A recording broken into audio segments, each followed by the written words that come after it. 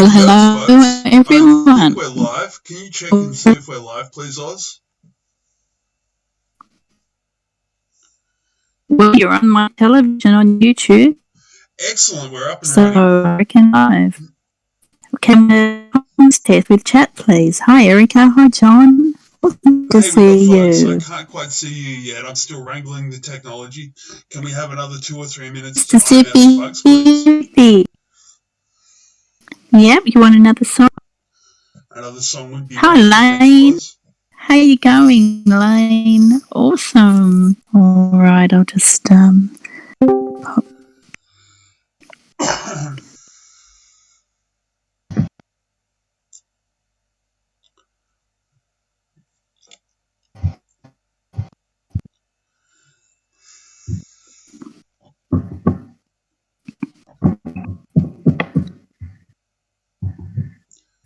Hey, good morning, Pup. And good morning, Goldstar. How you guys doing? Nice of you to join us. How are you this fine morning or evening or afternoon, as it may be? I just got back from the doctor.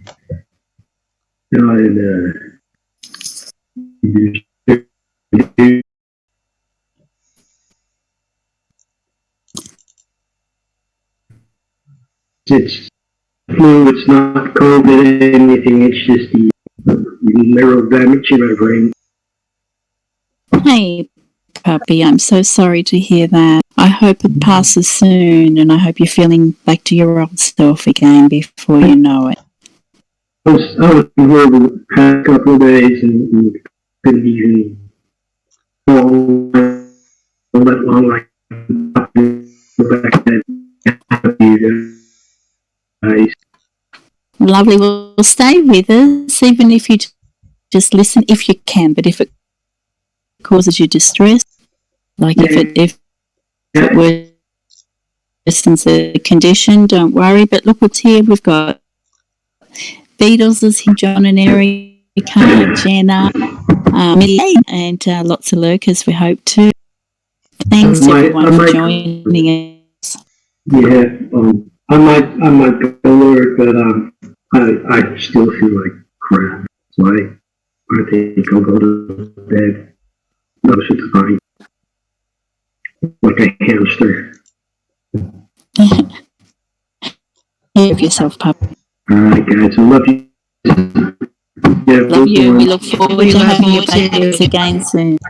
All right. Thank you.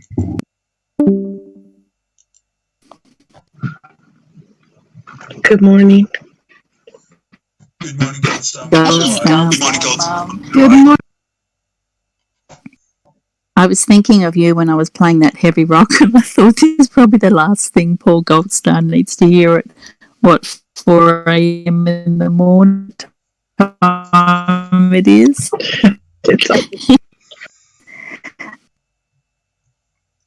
Okay, guys, it looks like we're up and running, but I've got serious technical issues that I've got to try and deal with.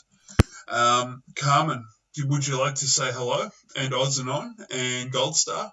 And do you guys want to say hello to the world? Good morning, YouTube universe and blogosphere and so forth. You're with Dumpster Truffles, broadcasting around across the galaxy. I'll be with you in just a little while. I've got some technical issues to deal with, but I'm so happy to be with you this Easter Friday. Hellos from the guys, please. Good morning, everybody. It's wonderful to see you. And thank you for joining us on Good Friday.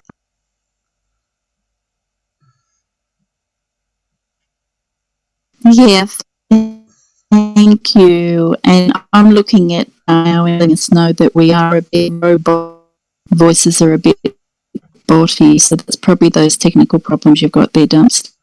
I'm struggling. Thanks, Joe. Yeah, keep us posted, guys, in chat if you would. You know, it really helps if you give us a great load of feedback. Absolutely. You guys are on the receiving end of it, which means we need to hear from you if there's anything wrong. Please don't be afraid to say robot voices or bad sound or bad comments, anything along those lines. We want to hear it, please. Yeah, you can even tell us we stink. It's okay. In my case, it's true. I remember showers. Showers, I used to take them regularly. Are the comms clear enough for Carmen to be able to do her dedication? Guys in chat, is it clear enough or not? Not yet.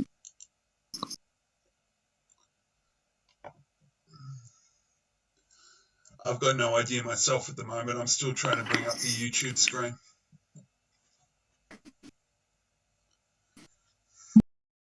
Okay. Well, how about I pop one more song on and you try to get it happening, and I'll keep an eye on chat and I'll jump into chat and see how they're going and if they can hear us clearly. How does that sound? Go for it, Oz. Sounds like good plan. All right. Let me find something here. Let's go with a bit. I know you're probably sick of it, guys, but I just love this. Been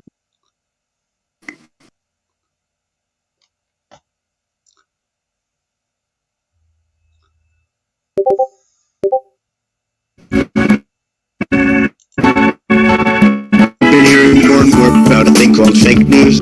Fake news. I've seen people destroyed, and I think it's very unfair. Some of the media outlets that deal with the fake news. Fake news. I think it's a disgrace, an absolute disgrace, but I don't think they care. Well, first of all, one of the reasons I'm here today is to tell you the whole Russian thing, that's a news. I own nothing in Russia. I don't have any deals in Russia. Russia is fake news. I just see many untruthful things. The press has become so dishonest. The public doesn't believe you people anymore. You have a lower income. I'm hearing more and more about a thing called fake news. Fake news. I've seen people destroyed, and I think it's very unfair. Media outlets that deal with the fake news. Fake news. I think it's a disgrace, an absolute disgrace. But I don't think there's something. I don't mind bad stories. I can handle a bad story better than anybody as long as it's true. But I'm not okay when it is. It's all fake news. And it's story after story. We're not going to let it happen again. The public gets it. When I go to rallies, they want to throw their placards to CNN. Here's the thing. I want to see an honest press. I want to see an honest press. I want to see an honest press. It's important to see an honest press. I want to see an honest press. I want an honest press. But our nation... That we're up and running. We've got an audience. How are you guys doing? I can't see you yet, but I will in just a moment. Okay, morning everybody again, and I would like to present you something that it's a sort of a timeline of events describing what happened on Good Friday to this point. Basically, he had been betrayed by one of his disciples, Judas, who let the authorities know where Jesus was. After the Last Supper, and whilst the disciples were sleeping in the Garden of Gethsemane, soldiers came and arrested Jesus. And Dumpster, this is where Peter cut off the soldier's ear and Jesus put it back on. Oh, this is the bit I sort out toe-to-toe with the coppers. I want to hear this.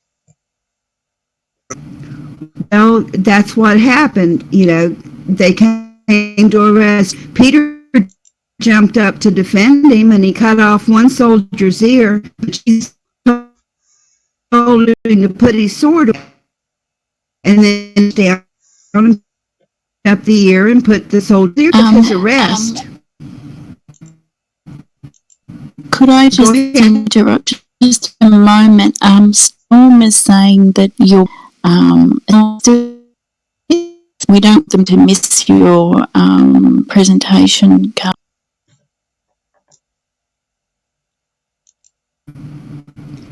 does it sound now? Is it still bad? I mean, you sound clear to me, but Storm says you're bobbing. Storm, I can't see the photo. Beatty. What to do? Well, I can hear y'all fine, so it's probably not Discord. There's got to be something wrong somewhere else. Yeah, it must be the feed into YouTube. Done. I'm having trouble as well, but I'll continue fighting. Don't want this story told. This is not just a story, it's the story. Yes, and don't want it told.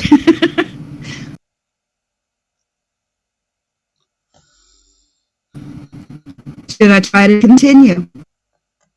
Hang on a minute. Communications test from YouTube. Store BE and Lane. Are you guys able to hear me?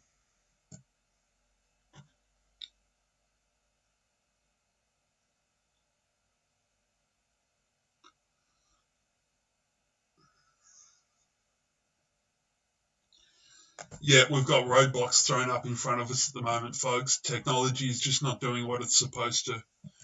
I'm going to continue fighting it. If you guys want to talk about anything at all until I can get the problems wrangled out, I'm guessing no more than 10 minutes or so. Well, Storm said Carmen sounds fine. Beetle said it's time to gear your Fonzie whack, so give it a whack. And I can see Lane says it's buffering bad on you. And we also have Gold Star Mum, who is certain to have a few good words to say to all of us. Can I just okay, so Jenna says that Carmen and myself she can't hear anything we're saying. We're botting, but Dumpster's loud and clear. So maybe go ahead with your stuff, Dumpster, and maybe it will clear up, and we could have the dedication a bit later. Would you like to do because that, it's not. honey? That would be fine. Like I said, the devil knew yesterday what I was going to be presenting this morning, and he's just messing with us. Amen. Messing with and my Discord's gone again. Oh, wow. Okay, folks, I'm going to keep fighting. Maybe we can play a song or something, or you guys can keep the crowd entertained. But I need a little bit of time to get my Discord up and running on my second system. But today's a big news day, and I'm sure by the time our broadcast is over, you'll understand exactly why.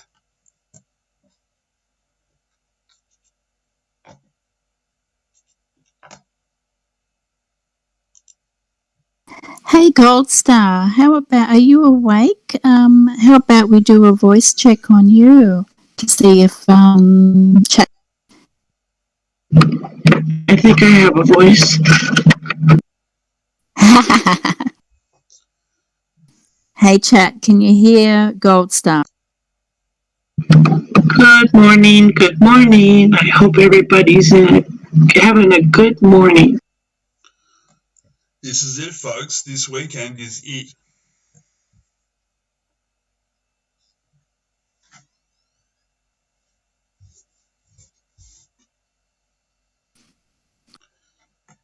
Not a drill. We're on the cusp.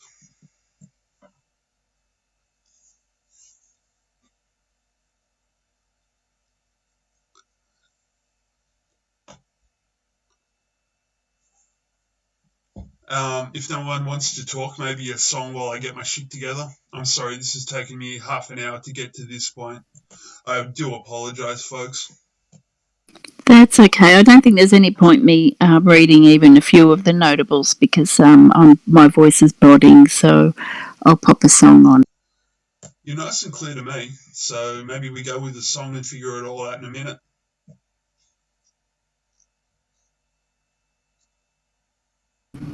Yeah, we're hearing each other fine in Discord. It's just the transition to YouTube.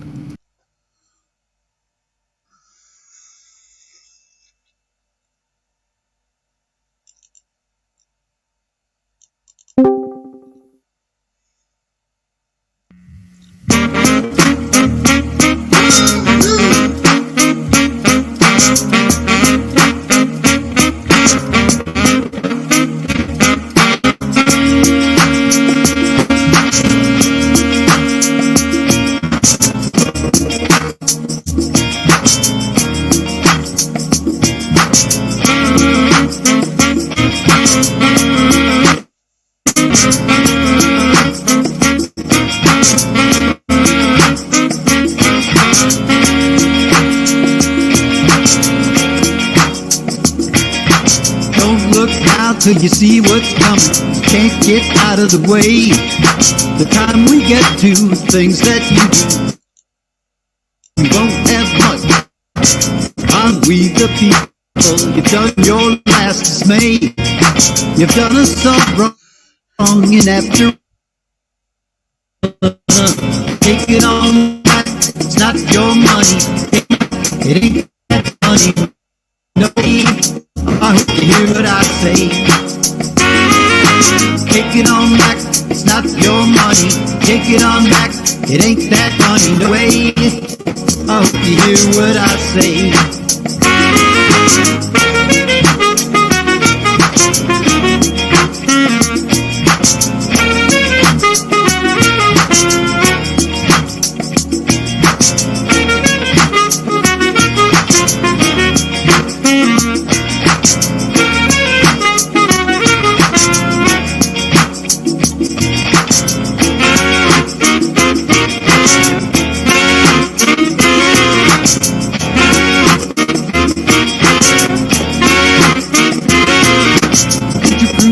Now we know what's coming, the queuing on top of the day. The time we get to things that you do, we won't have much to say. On the backs of we the people, you pulled your last charade. You've done us all wrong, and after all that, we the people say we're gonna take it on back. It's not your money, take it on back. It ain't that money, no way. I hope you hear what I say. Take it on, it's not your money. Take it on back, it ain't that money, no way. Hope you hear what I say.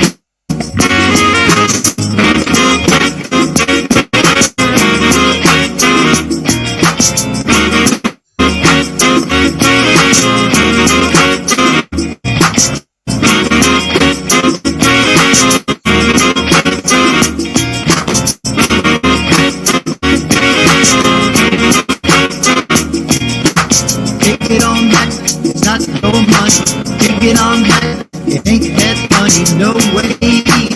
I hope you hear what I say. Take it on back, it's not your money. Take it on back, it ain't that money, no way. I hope you hear what I say.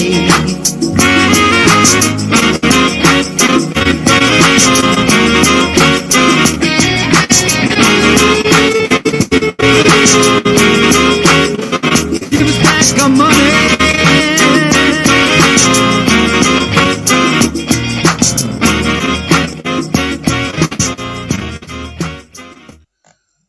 Okay, I think we're ready to go. I think we're actually up and running. It's only taken us half an hour to get the bugs ironed out. I'm looking at YouTube, and we've got Marielle Nazak. Pleased to meet you. I don't recognize your name, so welcome aboard. You're in the right spot. And we got Kaz with us. Woo! How you doing, Kaz? And we got Dana and BE and Storm and Docs. And yeah, it's so good to be with you all. When the technology behaves itself, it's good. Can I just get a 5x5 from YouTube? And can we get the rest of the crew to sound off and make sure that their comms are up and running? The bot is awful. But anyway, BE says 5x5 for real. And 5x5 for real is for real, real. Real? Real. Hello again.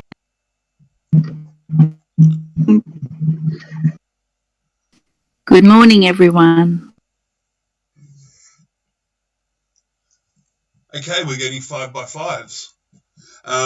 Let's jump straight into the river now. Let's baptize ourselves in the holy waters of Jordan. Let's hear the story of Easter from Carmen. Okay, well, since I wasn't very far into it, I'll just start back at the top. That sounds It comes from the diocese. Okay, this comes from the Diocese of Westminster Youth Ministry, and I added a little bit to it for clarification. It says, begin describing what happened on Good Friday. We need to quickly recap the events that led up to this point. Basically, Jesus had been betrayed by one of his disciples, Judas, who let the authorities know where Jesus was. So after the Last Supper, and whilst the disciples were sleeping in the Garden of Gethsemane, soldiers came and arrested Jesus. And we've already addressed the fact that this was where Peter tried to defend Jesus and cut off the soldier's ear. And Jesus told him to put his sword away, and he reached down and picked the ear up off the ground and put it back on the soldier's head. Now, if that had been me standing there, I could not have arrested Jesus for that, because I've never seen anybody do that. But then during the night of his arrest, Jesus was taken to Caiaphas, the high priest, where the teachers of the Jewish law and the elders had assembled.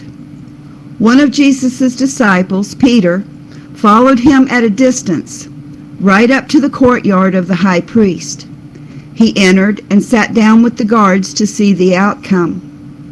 The chief priest and the whole court were looking for false evidence against Jesus so that they could put him to death, but they didn't find any, though many false witnesses came forward. Finally, 2 came forward, and after some questioning, they were able to convict Jesus on blasphemy charges.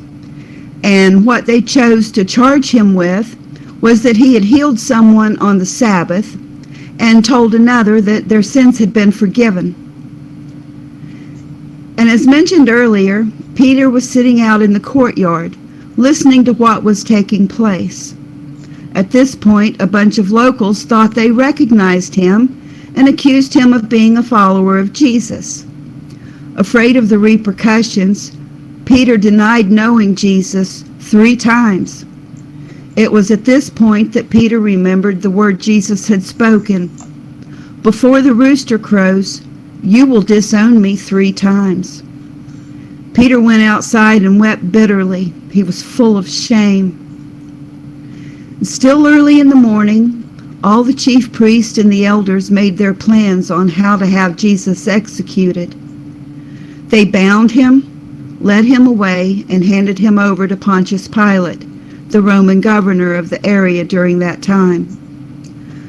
When Judas saw that Jesus was condemned, he was seized with remorse and returned the 30 pieces of silver to the chief priest and the elders, which he was given for informing them on Jesus' location. Judas threw the money into the temple and left because, well, the chief priest wouldn't take it back. And then he went away and he hanged himself. Meanwhile, Jesus stood before Pilate, and the governor asked him about the charges leveled against him by the Jewish court. Pilate was amazed that Jesus didn't try to deny the charges. During these days, it was the governor's custom at the time of festival to release a prisoner chosen by the crowd. At that time, they had a well-known prisoner whose name was Barabbas. He was a murderer and an insurrectionist. When the crowd had gathered, Pilate asked them if they wanted him or Jesus to be released. The chief priest and the elders persuaded the crowd to ask for Barabbas and to have Jesus executed. "What shall I do then with Jesus who is called the Messiah?" Pilate asked. And they all answered, "Crucify him." "Why? What crime has he committed?" asked Pilate. But the mob continued to shout for Jesus to be crucified. When Pilate saw that he was getting nowhere and saw that an uproar was starting, he washed his hands in front of the crowd, telling them that killing Jesus was their responsibility. He then released Barabbas to them, had Jesus flogged, and handed him over to be crucified. Pontius Pilate's soldiers then took Jesus into a Roman courtyard. They stripped him and put a scarlet robe on him. They then twisted together a crown of thorns and set it on his head. They did more than set it on his head, actually. They pushed it and beat it down into his skin. They put a staff in his right hand and knelt in front of him, mocking him before proceeding to physically abuse him. After they had mocked him, they took off the robe and put his own clothes on him. Then they led him away to crucify him. As the soldiers were going out, they met a man called Simon, forcing him to carry the cross that would be used to crucify Jesus. Because by this point, Jesus had lost so much blood, he was losing his strength, and he couldn't carry the cross. They came to a place called Golgotha. There they offered Jesus wine to drink mixed with gall, but after tasting it, he refused to drink it. When they had crucified him, they divided up his clothes by casting lots. Sitting down, they kept watch over him there. Above his head they placed the written charge against him, "This is Jesus, the King of the Jews." 2 rebels were crucified with him, one on his right and one on his left, including a man named Dismas. And if you'll remember, he believed in Jesus and asked Jesus to remember him when he came into his kingdom, and the Lord told him then that that very day he would be with him in paradise. Those who passed by hurled insults at Jesus, shaking their heads and mocking his claims of being God. From noon until 3 in the afternoon, darkness came over the area. At about 3 p.m., Jesus cried out in a loud voice, my God, why have you forsaken me?" When some of those standing there heard this, one of them ran and got a sponge. He filled it with wine vinegar, put it on a staff, and offered it to Jesus to drink. But he still would not take it. They had mixed herbs and things into it that would have helped kill the pain, and he would have none of it. Then when Jesus had cried out again in a loud voice, he died. At that moment, the earth shook, rocks split, and tombs broke open. The bodies of various holy people who had died were raised to life. When the centurion and those with him who were guarding Jesus saw the earthquake and all that had happened, they were terrified, now believing that he was the Son of God. Many women were there, watching from a distance. They had followed Jesus from Galilee to care for his needs. Among them were Mary Magdalene and Jesus' mother, Mary. As evening approached, there came a rich man called Joseph, who had himself become a disciple of Jesus. Going to Pontius Pilate, he asked for Jesus' body, and Pilate obliged. Joseph took the body, wrapped it in a clean linen cloth, and placed it in his own new tomb that he had cut out of the rock. He rolled a big stone in front of the entrance to the tomb and went away. At this point, many of Jesus' disciples must have felt a sense of despair. But as we know, the events 3 days later on Easter Sunday completely changed that. And my scripture for this morning is John 3:16 and 17. For God so loved the world that he gave his only begotten Son, that whosoever believeth in him should not perish, but have everlasting life. For God sent not his Son into the world to condemn the world, but that the world through him might be saved. Father, we can't begin to fathom how you could love us so much that you would send your own Son, Jesus, to die at the hands of sinful men that we might be saved from our sins. Just saying thank you is not enough.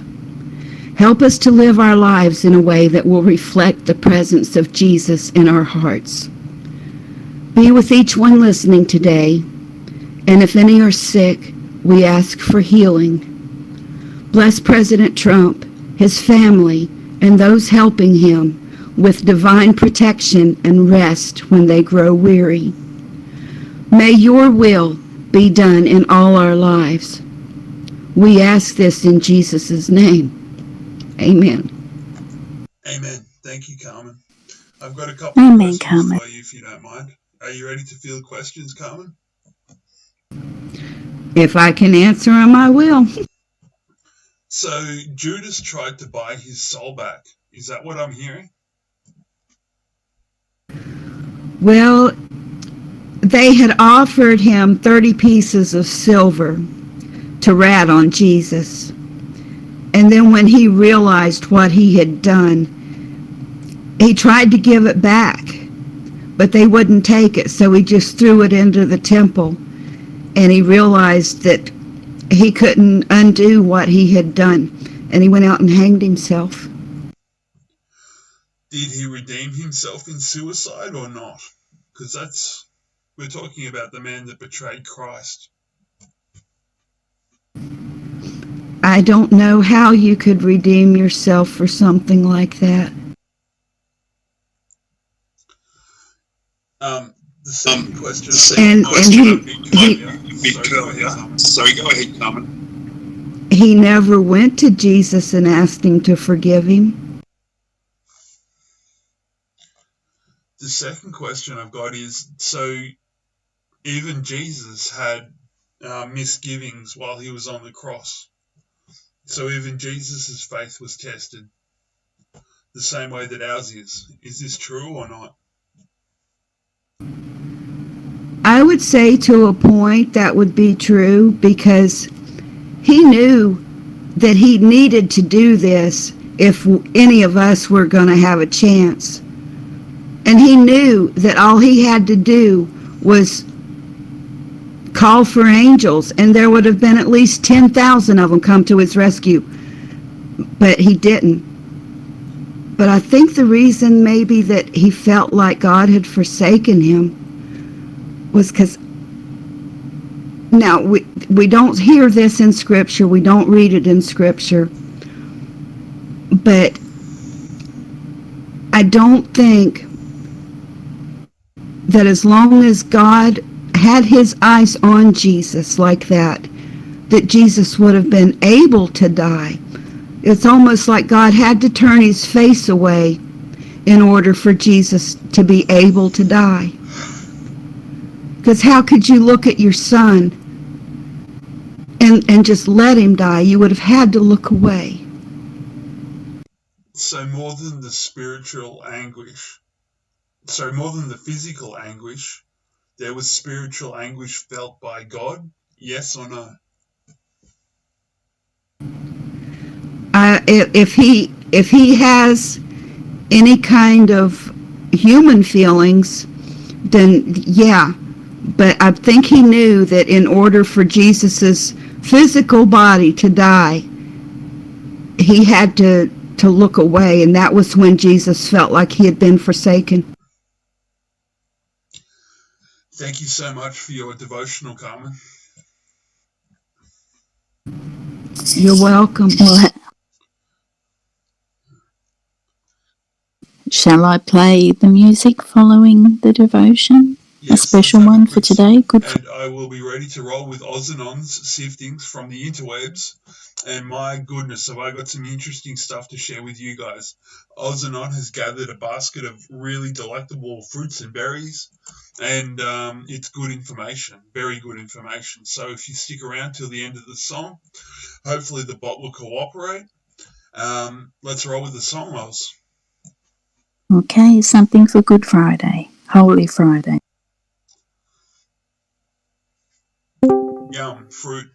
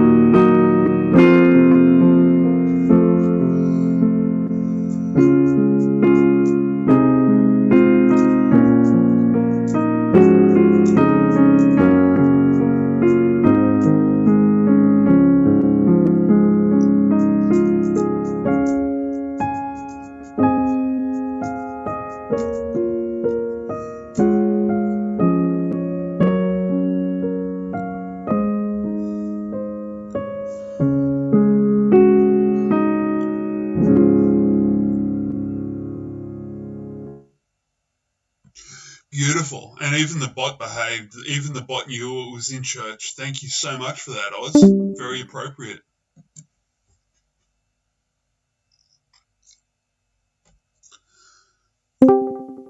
Okay, guys, I'm going to roll through the stuff that Oz and On has sifted from the internet. It's very interesting material that I'm more than happy to share with you. I will not be able to have my Discord stream up my YouTube stream up while I access Discord.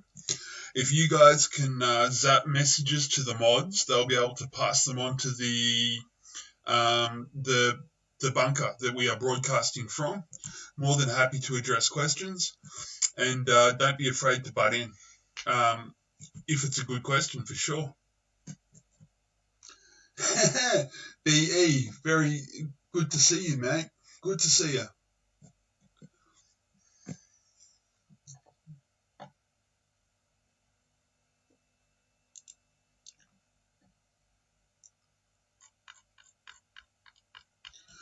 Just a moment, I'm going through my files.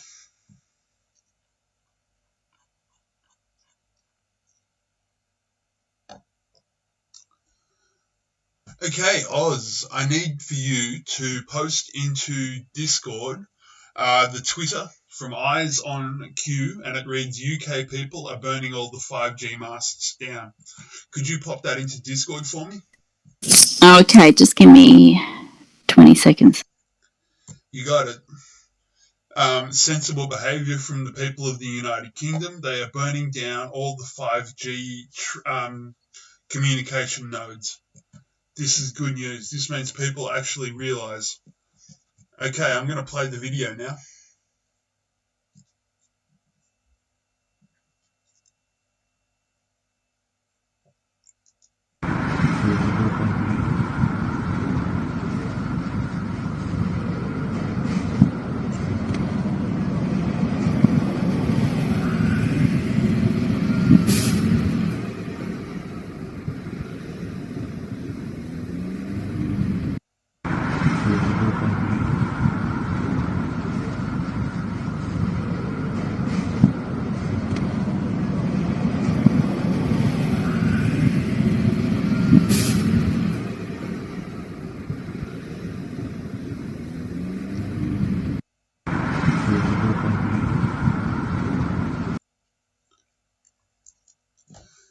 Okay, what you just watched was a 5G communication node mast, whatever you want to call it, that was set on fire deliberately by the people of the United Kingdom. This is citizens' action. This is destroying something that is not conducive to happy humanity. This is legitimate, peaceful resistance to a system that we don't need, nor do we want.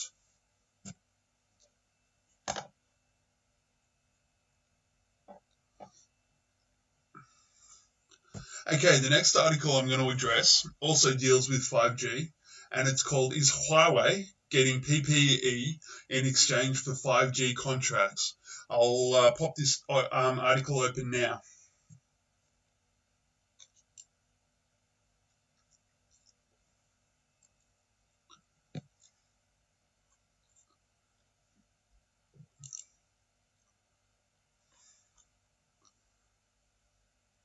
Okay, this comes from an outfit called thenationalpulse.com. And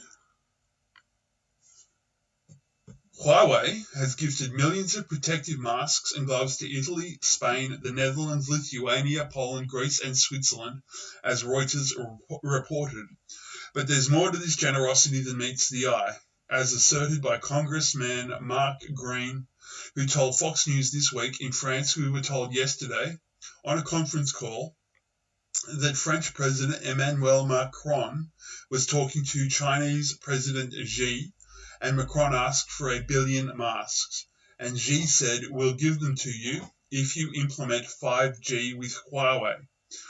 That's who China is, and it's time for the world to wake up and recognize it. China is at the cutting edge of 5G, is my comment. To continue with the article. To skeptics, Huawei's efforts illustrate an attempt to secure lucrative 5G contracts amidst new January EU guidelines which block Huawei from developing critical infrastructure networks in response to the accusations. Huawei spokesman Joe Kelly said, "A small minority may have misunderstood our motives, which are simply to help people when and where we can." Quick to defend Huawei's generosity, the European Union's industry chief, Thierry Breton, condemned public accusations of any supposed ulterior motive, replying, "Now the epicenter of the pandemic is in Europe. Of course, we welcome the fact that the Chinese government is saying, how can we return the help? But it appears that Breton spoke too soon." Huawei is a telecommunications equipment giant and the world's second largest smartphone supplier behind Samsung. Founded in 1987 by Ren Zhengfei, Huawei today employs nearly 200,000 people across the globe. Mr. Ren Zhengfei himself belongs to China's Communist Party and served as a military officer in the People's Liberation Army for 9 years. According to Huawei, when Ren Zhengfei was a young man, you needed to be a Communist Party member to have any position of responsibility. Therein lies the problem. To be a successful businessman in China, you have to toe the party line.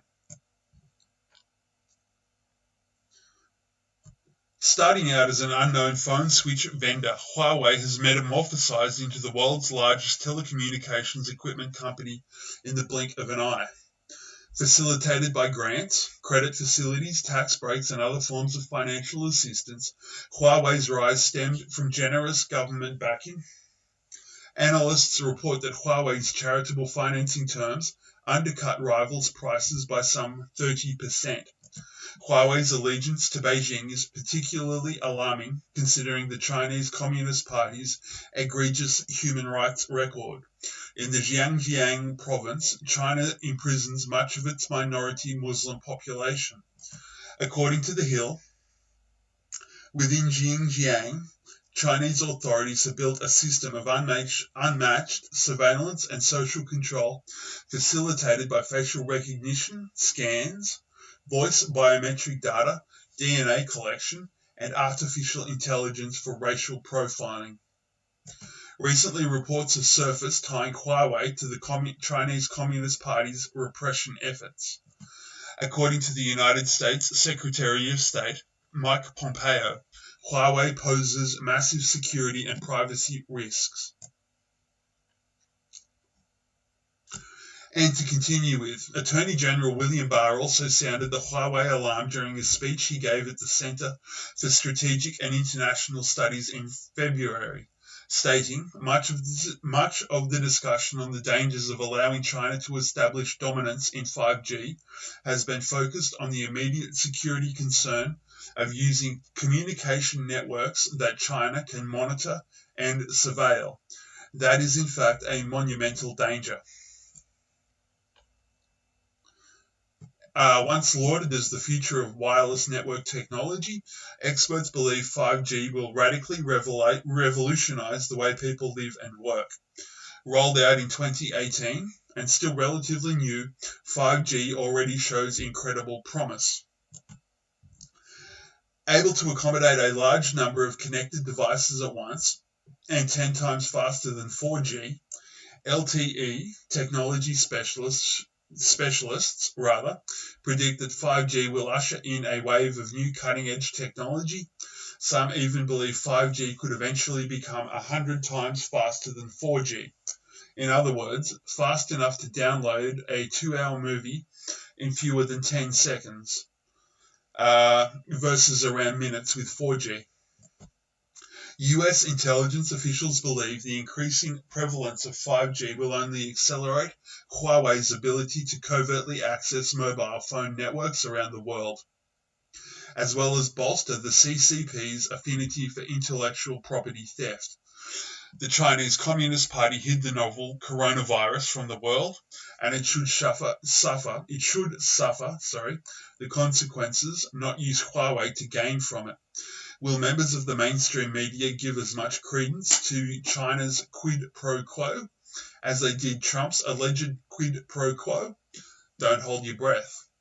And that's the end of the story.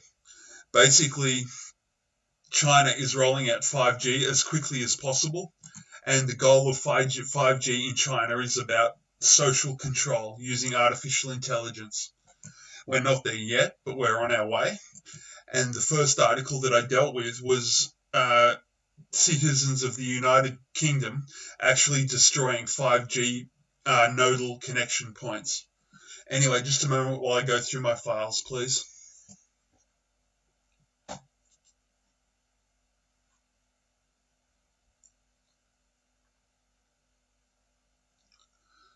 Okay, next, this comes from breaking911.com. Government extends no sale order for cruise ships indefinitely, April 9th, 2020.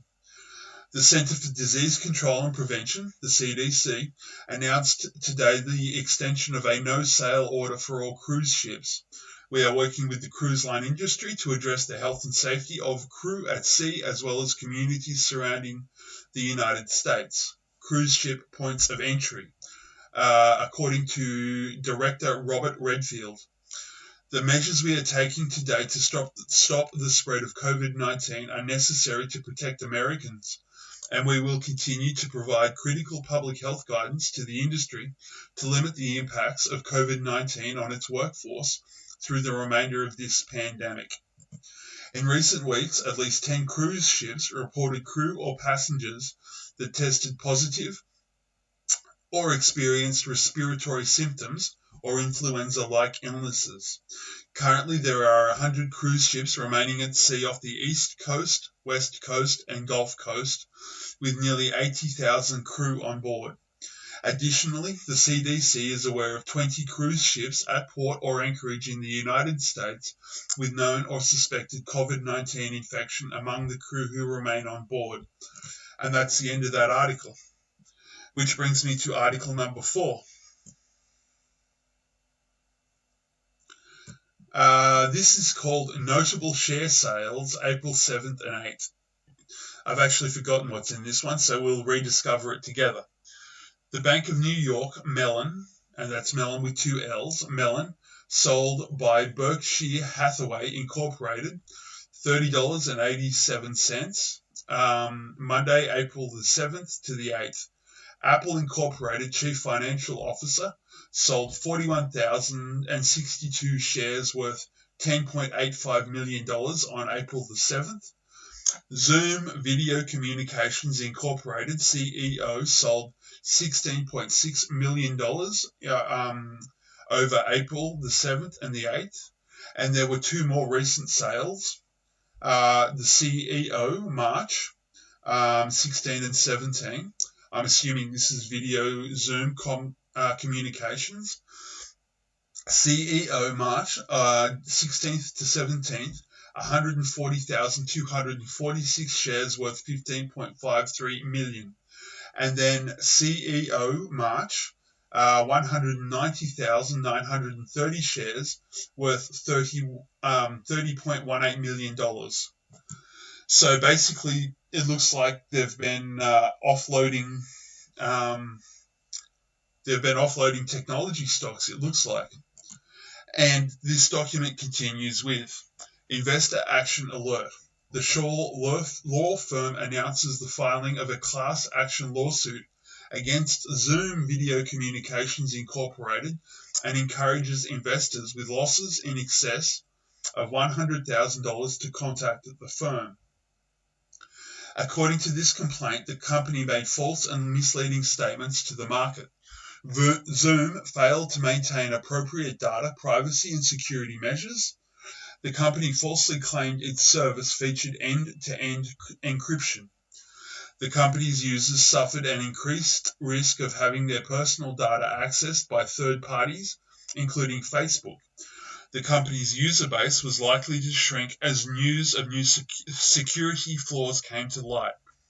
Based on these facts, the company's public statements were false and materially misleading. When the market learned the truth about Zoom, investors suffered damages. But the salient point of this article is the people who run Zoom cashed out early. That's called insider trading, and I believe that is a criminal offence. Next, we have Oz's fifth article, and this comes out of Reuters. And we're off to North Korea, where leader Kim Jong-un oversaw another military drill, state media reported Friday, ahead of a meeting of the country's rubber stamp parliament, which is going ahead despite the coronavirus pandemic. The small-scale drill featured mainly infantry units firing mortars at a target, and is the latest in a month of exercises by the North Korean military. Some earlier exercises included short-range ballistic missiles and went ahead despite stringent measures the country has taken to prevent a coronavirus outbreak. The Supreme People's Authority, or the SPA, is due to hold its annual meeting on Friday. When the parliamentary meeting was announced last month, international observers said it was a sign of confidence by Kim's government that he could gather hundreds of the country's leaders in one place despite the pandemic. North Korea claims it has no confirmed cases of SARS-CoV-2, but has said that it continues testing and has more than 500 people in quarantine, according to the World Health Organization. And that's the end of the North Korean story, which brings us to number 6. Just a moment.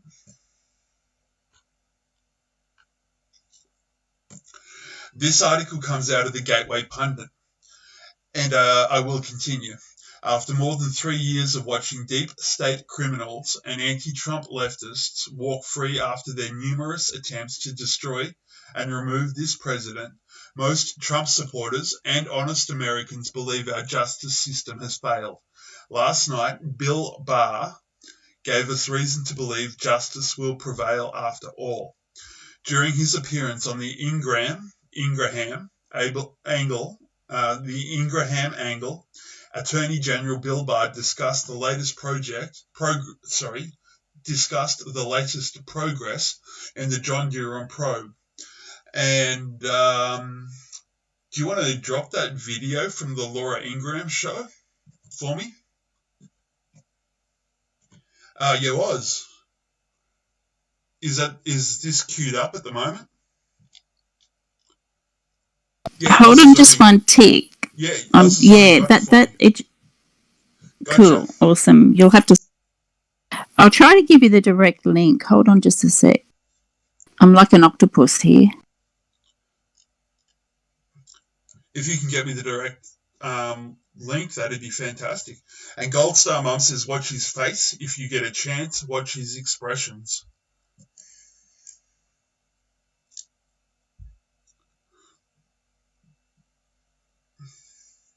That's video 1. Okay, I'm rolling with live video. I'll let you know when it's time to talk when the video's finished. Discord will not be able to see it, but YouTube will. People have been waiting for the on what happened with this. What can you tell us? Well, I think a report, may be and probably will be a byproduct of his activity, but his primary focus isn't to prepare a report. He is looking to bring to justice people who were engaged in abuses if he can show that they were criminal violations, and that's what the focus is on. And as you know, being a lawyer yourself, building these cases, especially the sprawling case we have between us that went on for 2 or 3 years here, it takes some time. It takes some time to build the case. So he's diligently pursuing it. My own view is that the evidence shows that we're not dealing with just mistakes or sloppiness. There was something far more troubling here, and we're going to get to the bottom of it. And if people broke the law, and we can establish that with the evidence, they will be prosecuted. The president is very frustrated. I think you obviously know that about Andrew McCabe. He believes that people like McCabe and others just were able to basically flout laws, and so far with impunity. I think the president has every right to be frustrated, because I think what happened to him was one of the greatest travesties in American history, without any basis They started this investigation of his campaign, and even more concerning, actually, is what happened after the campaign, a whole pattern of events while he was president. To sabotage the presidency, and I think that, or at least had the effect of sabotaging the presidency. Will FISA abuses really be prevented going forward, given what happened here, where FISA judges are not given critical pieces of information, material facts about evidence that inform the government's okaying the surveillance of American citizens? I think it's possible to put in a regime that will make it very hard either to willfully circumvent FISA or to do so sloppily without due regard for the rights of the American person involved, and also to make it very clear that any misconduct will be discovered, and discovered fairly promptly. So I do think we can put in safeguards that will enable us to go forward with this important tool. I think it's very sad, and the people who abused FISA have a lot to answer for, because this was an important tool to protect the American people. They abused it. They undercut public confidence in FISA, but also the FBI as an institution, and we have to rebuild that. I'll say.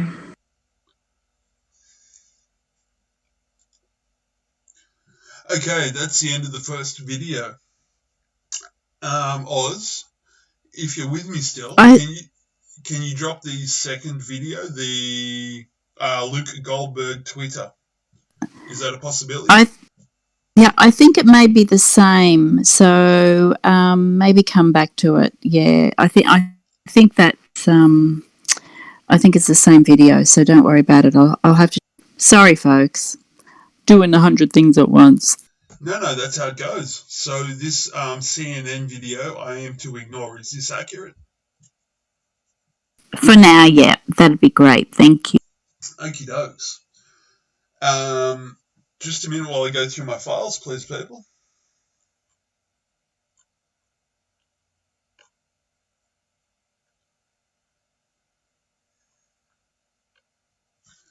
And that brings us to Article 7 in Slot 2.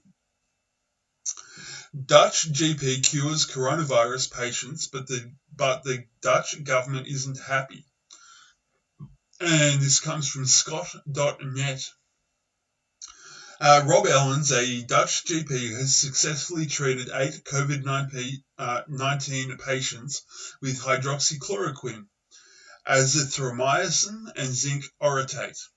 His protocol consisted of hydroxychloroquine and zinc orotate for 4 days, and azithromycin for 3 days. All 8 patients, 5 men and 3 women, whose age ranged between 60 and 80 plus, and who had various clinical symptoms, have been cured. One person experienced diarrhea, and one other had a stomach ache, but other than that, there were no side effects from the treatment. After only 4 days of this treatment, all patients were asymptomatic and thus cured. In an interview with Omroep P&M, Ellens, and that's Rob Ellens, a Dutch GP, said, a number of doctors have conducted research on the effects of a combination of zinc, hydroxychloroquine, and azithromycin in South Korea, France, and the US. Several doctors shared this on social media, which prompted me to delve into those studies. And it turns out that those doctors saw very few to none hospital admissions or intensive care admissions from patients getting this treatment. So I started discussing this with my pharmacist, and afterwards we created the protocol. He explained that hydroxychloroquine is a medicine that's been around for a long time, originally created in 1955 to treat malaria. Having gained much experience working with anti-malarial medicine during work in Africa, Ellens felt confident in prescribing it for his patients who were suffering from symptoms suspected of being related to COVID-19. In this interview, he called upon his colleagues to talk with their pharmacies and to prescribe the same highly effective protocol. However, the Dutch Health and Youth Care Inspectorate, a government institution, has now prohibited him from prescribing this treatment to his patients, claiming there is no evidence of effectiveness of hydroxychloroquine and azithromycin. The inspectorate has warned that he will be fined if he continues. Meanwhile, evidence that they falsely claim is absent continues to increase, with more cases of people being cured using this method. See the following for an example. A placebo-controlled trial of hydroxychloroquine for COVID-19 conducted in Wuhan revealed that after 5 days of hydroxychloroquine treatment, the symptoms of patients with COVID-19 were significantly relieved, manifesting as shortening in the recovery time for cough and fever. Dr. Vladimir Zelenko, a board-certified family practitioner in New York, so far treated 699 coronavirus patients with 100% success, with only 4 hospitalizations, using hydroxychloroquine, azithromycin, an antibiotic to treat secondary infections, and zinc sulfate. Bahrain has been using hydroxychloroquine successfully in their treatment for coronavirus. Belgium also sees hope in this treatment and has started clinical trials. Clinical results from Marseille, France, show 78 out of 80 coronavirus patients treated with hydroxychloroquine, combined with azithromycin for some patients, recovered within 5 days. There you go. And Goldstar Mums pointed me at QPost 3059. I'll read this immediately. Okay, we've got post 3059 posted by Goldstar Mum. Attorney General William Barr is disgusted by what he's discovered so far. And it's Q Stringer, 14th of March 2019. AG Barr disgusted by what he's discovered, and in brackets, so far. And it continues with, in all my years, in all my life, I never would have thought it would be possible within the halls of these prestigious federal agencies. Press conference coming. They will claim political attack. This is crucial. Press conference coming.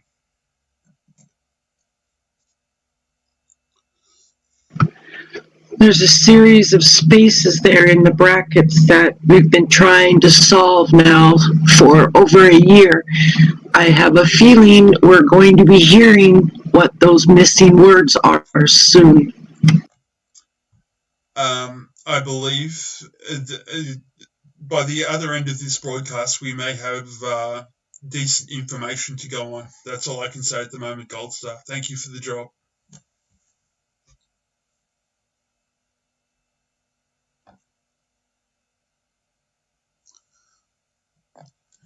Ozanon, have you got that video of a young Donald Trump who lays it all out before he even becomes president? Have you got that one handy for me? Sure, just give me a few moments. You got it. Because doing that on YouTube, so gold for Goldstar. I was just going to say, when you think about this Q post was written just like all the other Q posts, but like this one, for example, if Attorney General Barr gets up and says those words, how do they know? I've learned a long time ago not to be amazed. There are no shocks left in this situation. Comments, people.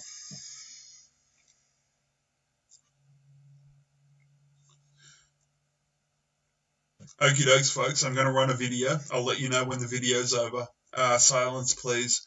YouTube will be able to see this. You will not. These countries, these wealthy money machines paying us for the defense of their freedom and their nations. The concept of America financing and paying and losing lives for countries that won't even allow us to use their ships. And these are the countries that in 24 hours they'd be wiped off the face of the earth if it weren't for America. It's ridiculous. We don't give anything to our farmers. The homeless are all over the streets of the major cities, the sick and the problems, and yet we'll give billions of dollars in defending countries that have 5 times more money than we can ever hope to have. This country shouldn't be raising taxes. We ought to be lowering taxes. If you look at the payments that we're making to NATO, they're totally disproportionate with everybody else's, and it's ridiculous. This country is busted. And it's busted because we're doing things that we shouldn't be doing. If we had business ability in this country, we'd be making lots of profit, so-called surplus. That money could be going to defend our homeless and our poor and our sick and our farmers. And that's where we ought to be spending the money, not giving it to countries that don't give a damn for us to start off. There you go, folks. Trump, as a young man, lays it all out. Back then, he was a businessman. He's still a businessman at the moment. His role as a politician comes second. I'm happy to say that America is being run by a businessman. And I'll let you decode the first half of that interview yourselves. Yes.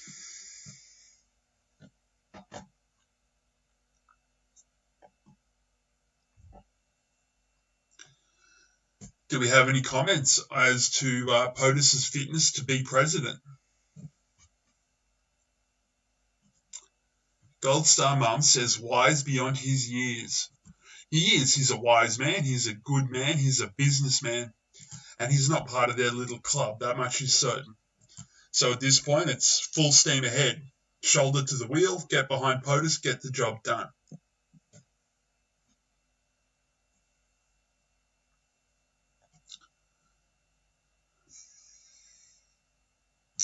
Okay, rolling with Oz and On's 8th article.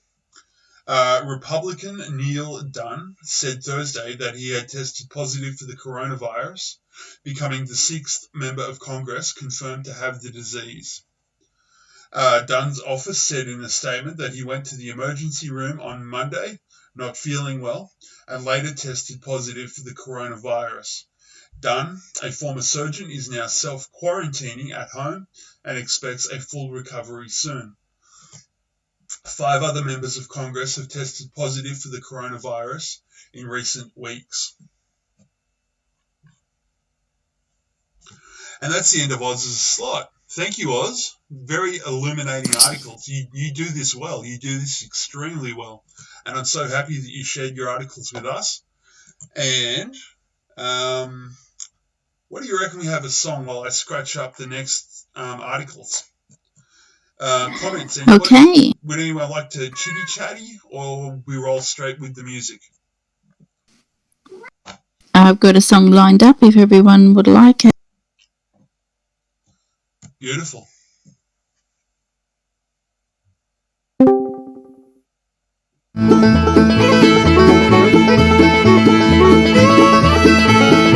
Yeehaw!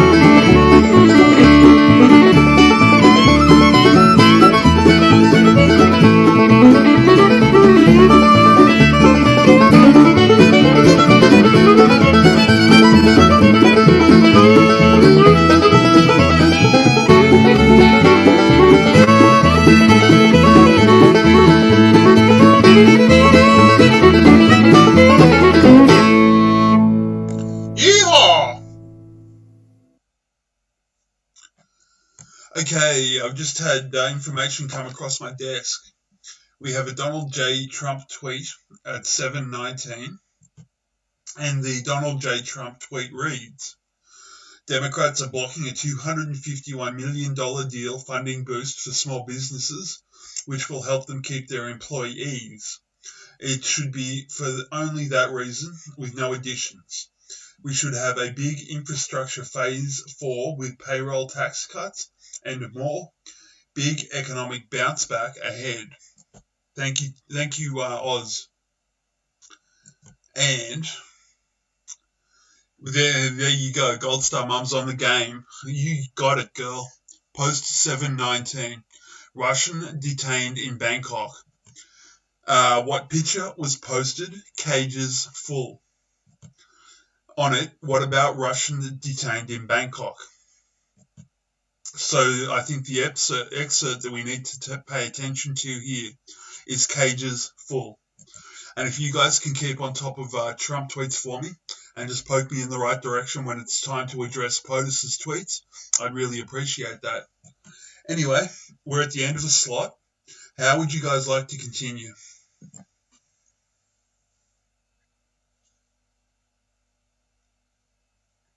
Well, I'll just keep trolling along Q Research, and if something comes up, I'll bring it to you, and I'll just leave it all. Carmen, is there any content you want addressed at the moment? No, I was waiting for your batch of articles. Okay, Gold Star, is there anything that needs to be brought to our attention now? You'll have plenty of time at the other end of the show if not. Either way, you'll have plenty of time. I don't have anything at the moment. Okie dokes, folks. I've got 45 minutes of analysis on our education system.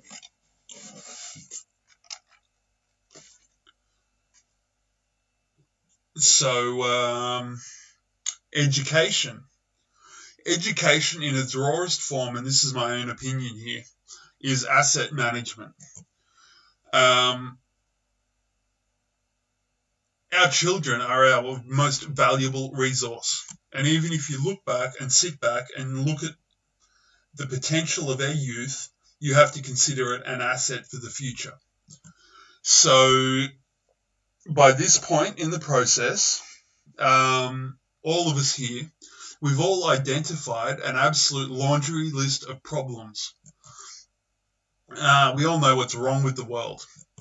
And now, I'm saying right now, is the time to consider solutions. It's not enough to simply point out what is wrong. It's more important to say how things can be put to rights if you take the difference. So basically what I'm saying is let's plan for the future. And one of the most pressing issues is education. And funnily enough, this is also one of the easiest problems to actually solve. Education as we know it, as is a structured synthetic imposition.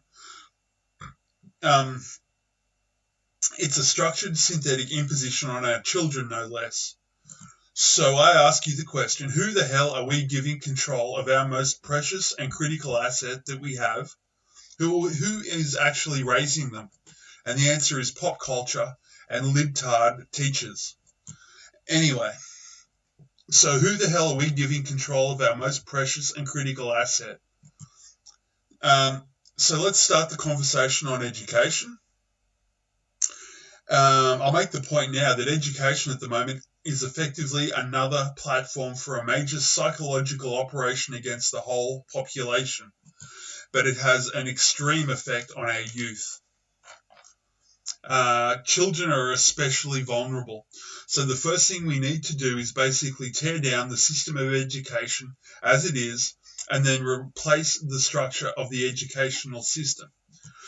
Education as it is a method to breed ineffective people. It really is. It doesn't create good people. It creates weak, subservient people. Education as it is a method to breed ineffective people. Weak-mindedness and moral ambiguity. We've all seen the crap like Drag Queen Story Hour and so forth. And to stretch that idea out a little bit, people like us are the result of an enforced and unnatural social construction that we call the school system. To put it bluntly, we're hammering square pegs into round holes. We should be planning on the future of our children being different to the past. We have to make a break with the past.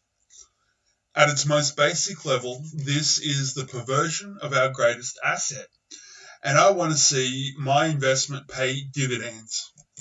I will pay taxes, I will contribute to the schooling and education of the children in my life, and I want a future where kids can remain kids, but still learn the difference between right and wrong. I don't want to raise sheep. Let me put it that way. I want to raise a wolf pack. I do not want sheep. And I want my children to face the world like wolves, not sheep. And that's the end of the talking notes that I've got. Just a moment while just a moment, please. I need to manage my files. Can you guys talk amongst yourselves for a couple of minutes, please?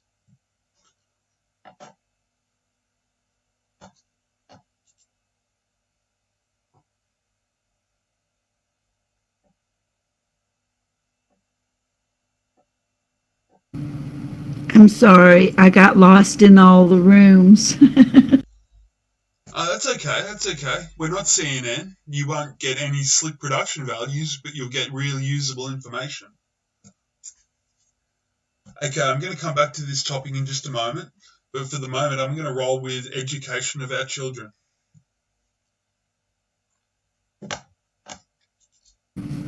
Is that the second one? The second one of what? Of your links. I dropped the first one. Oh, yeah, that's what I'm addressing right now. Neuroplasticity in early childhood.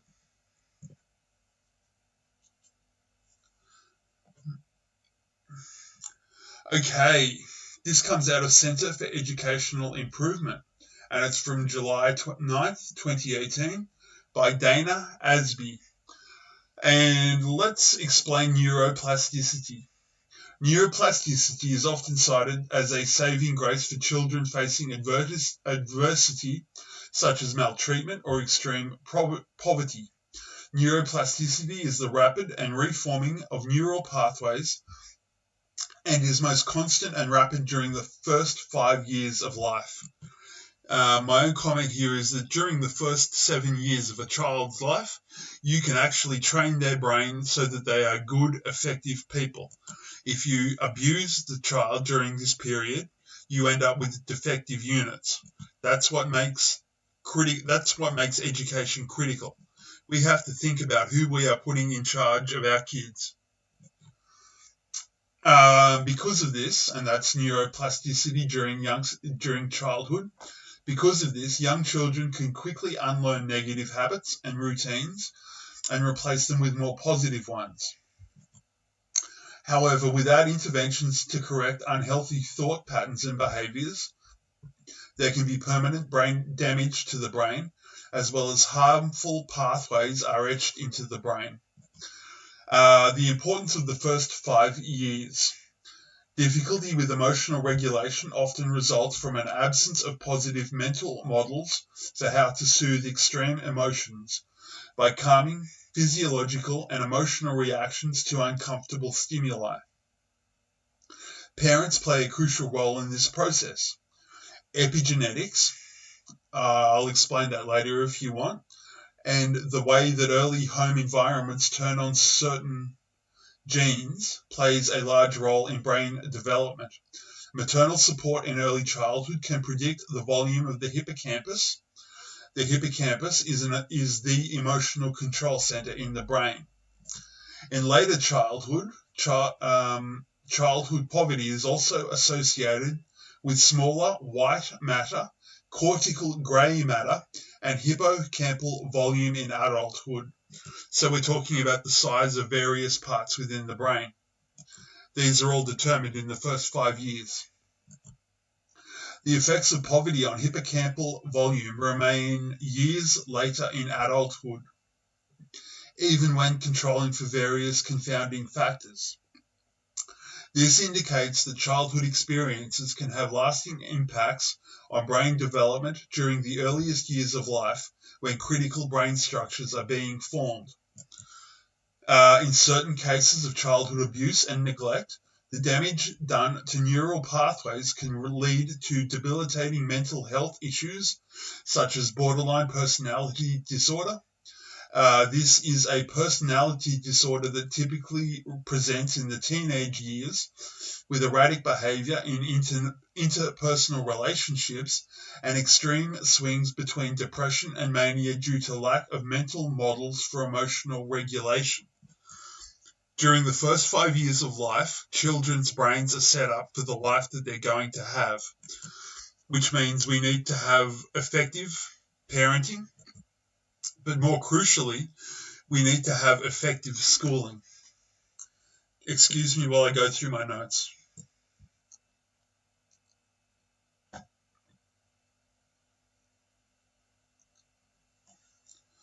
Okay, I'm jumping a section that talks about negative impacts on early childhood brain structure. And I'm going to this section here. It is important to intervene early because the ease with which new neural pathways can be formed, that is, structures within the brain that control memory and behavior and so forth. And it is important to intervene early because of the ease with which neural pathways can be formed during the critical period of neuroplasticity occurring between the ages of 0 to 5. To lay a foundation for academic intervention during the primary grades, early childhood educators and administrators should support emotional regulation skills for students who are struggling. Difficulty regulating emotion in young children typically presents with extreme and sudden emotional outbursts, a spiraling of emotions that cannot be stopped, and/or an inability to soothe themselves when experiencing difficult emotions. Excuse me while I go through my notes.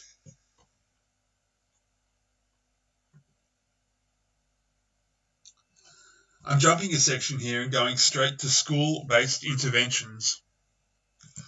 Other successful interventions to improve emotional regulation in preschoolers include mindfulness-based socio-emotional focused programs such as the Kindness Curriculum, which teaches children stress reduction techniques like deep belly breathing and body scanning. I'm not exactly sure what that refers to, as well as fostering compassion for others.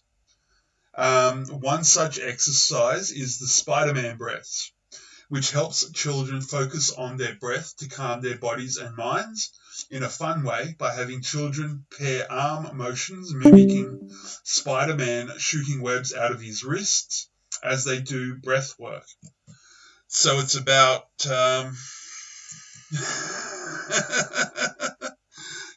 go through my files, my lord, that's hilarious. Anyway, that's all I wanted to pull out of that article.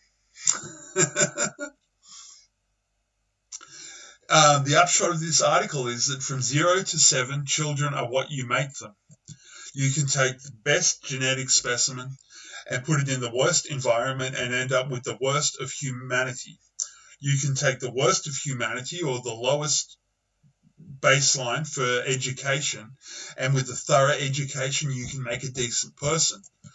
But if you take the best of society and give them the best of an education, you end up with people who are assets for the entire society.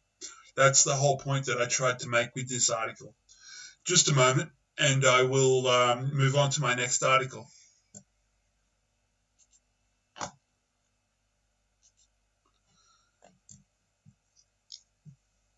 Okay, this comes from May 29th of 2019, and the byline is TJ Roberts, and it comes from theadvocates.org. So, as the school year comes to an end, it is only fitting that we discuss public schools and the often irreparable damage they do to children. The title is a fragment of a Michael Malice quotation. The full quotation goes as follows: "Public schools are literal prisons for children, and the only time many people will ever encounter physical violence in their lives. While public education is one of the sacred cows of the public, we must take another look at these corrupt institutions."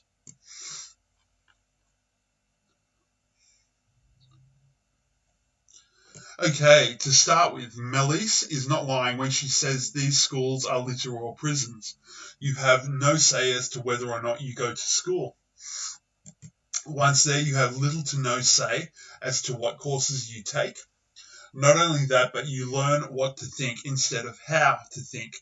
One avoids this only if they have a remarkably intelligent educator who has no qualms with violating the educational standards by which they must abide to keep their job. You are, in every way, a prisoner to the administrative state while in public education. In a public school, you have no right to leave if you do not like a classmate or teacher. You cannot drop the class. When fight or flight kicks in, flight is not an option. You can work with. You can quit. In every other realm, there are peaceful means of avoiding conflict. This is not the case in public schools. One of the biggest protections for the violent in public schools is that the educators punish the victims or those who fight back just as severely. Because of this, violence prospers in public schools in the same way it does in prisons.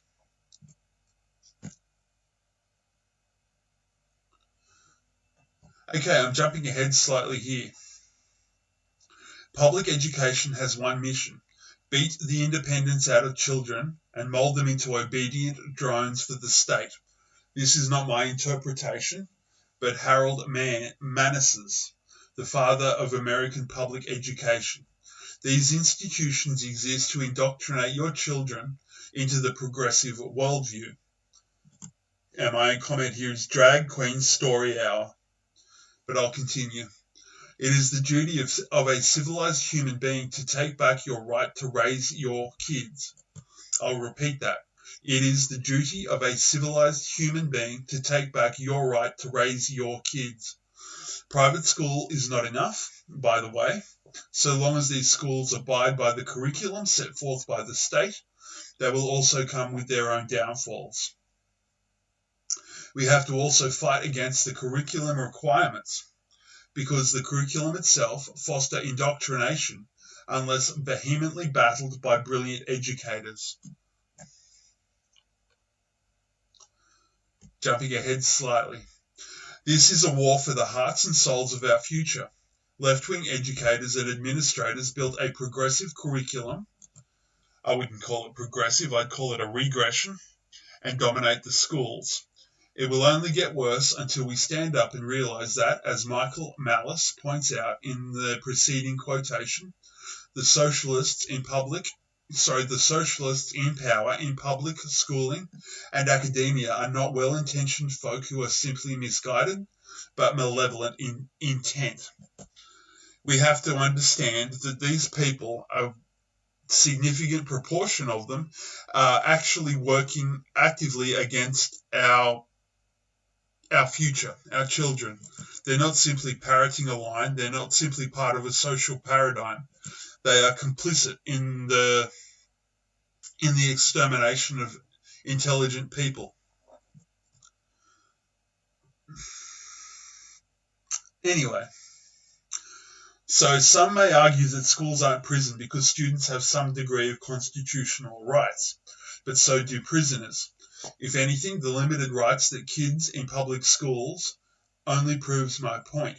No matter how many liberties students may have in schools, the government claims ownership of you if you are a student.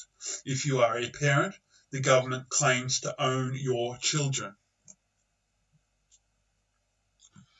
It does not matter how unpopular this truth is, until we fight back against these prisons, we will continue to lose the fight for freedom.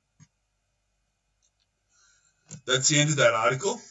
And Goldstar Mum has pointed me to a Trump tweet. The actual Trump tweet itself reads, "This week, in only 4 days, we had the biggest stock market increase since 1974. We have a great chance for the really big bounce when the invisible enemy is gone. Really big bounce." Remember that phrase. And that brings us to post 730. Truth to Power and John Perry Barlow markers. Q. And then there's an anonymous post. You will cease to exist. Truth to Power. How's the bunker these days? In the kill box, it's got 14 live. In the kill box, it says hello. In the kill box, it's got PEOC force failed. Q. And then it continues with another Q post. That was a Q post within a Q post. Post 730 reads, "Coincidence, Truth to Power, Confidence Barlow. Coincidence Barlow, sorry. Learn. What if Snowden was still a clown? Why would it be important if he was in Russia? Learn." Learn is in all caps with lots of exclamation points. Learn. Q. Then we have another Donald J. Trump tweet from 732. Democrats are blocking a $251 billion funding boost for small businesses, which will help them keep their employees. It should be for only that reason, with no additions. We should have a big infrastructure phase 4 with payroll, tax cuts and more. Big economic bounce back. There you go, the bounce back again. And that brings us to post 732. John McCain is a traitor. Photo with ISIS leaders. We don't say his name. Returning to primetime. Wonder if his so-called illness/condition will flare up. He's not a war hero. He's a mega millionaire. M Institute. Then there's a link. Then it says Rothschilds/Clintons/SA/etc. And then in the kill box it says not complete. Then there are a series of links. And Q continues with define money laundering, define the word traitor. A world without this man is a better off world.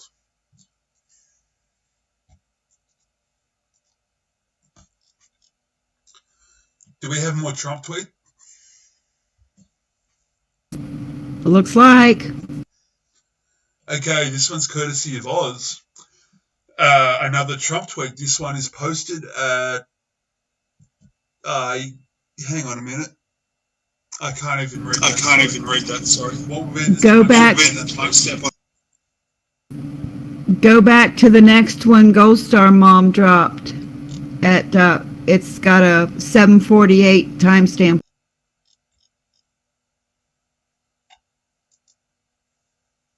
Gotcha. Okay, this is... Sorry, it was the same one. Sorry about that. Not a problem. Okay, this is 748 from our favourite Anon, Slave Gardens. Flowers and gardens, learn the hidden symbolism. What does a flower represent? What does deflower represent? Think children, think slaves, think sheep. Q. Have we got any analysis there from the team?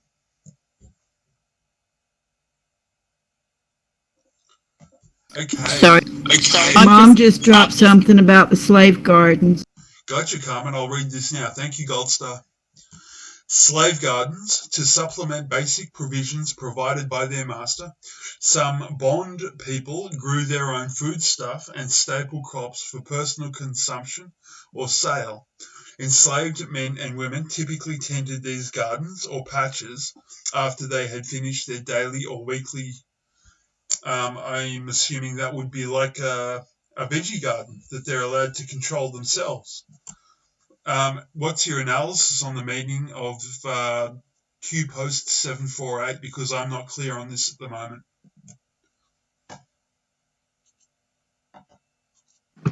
Well, the flower and deflower is relating to virginity. Deflowers remove. The theft of innocence. Yes.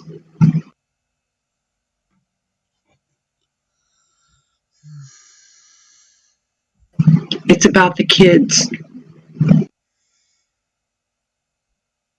And if you remember recently, Hillary and Chelsea were tweeting about the flowers in the garden. Oh, Lord, they were talking about children. Yes.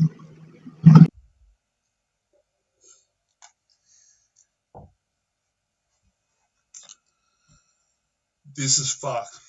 Sorry for my language, this is a really bad situation to be in. But you've got to face the darkness to get to dawn.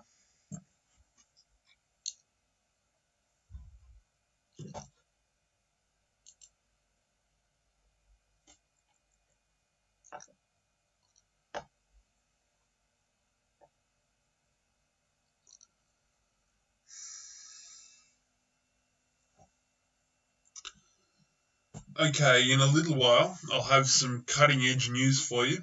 But for the moment, if no one has anything pressing, I'm going to continue to roll with the education articles. Yay or no?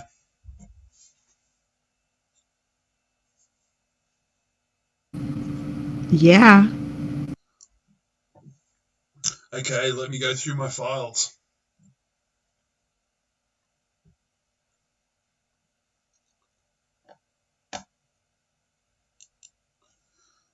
Okay, this is number 5 in the series.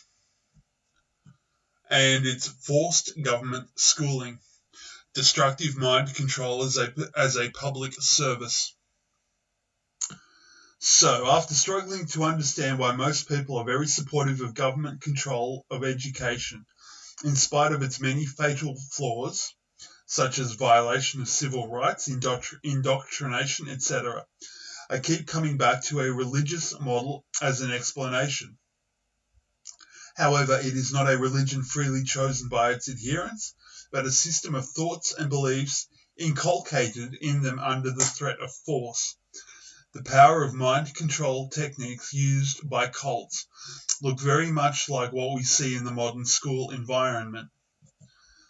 Stephen Hassan, a specialist in mind control and cults, and also the founder of the Freedom of Mind Resource Center Incorporated, has developed what he calls the BITE model for identifying organizations exhibiting destructive mind control.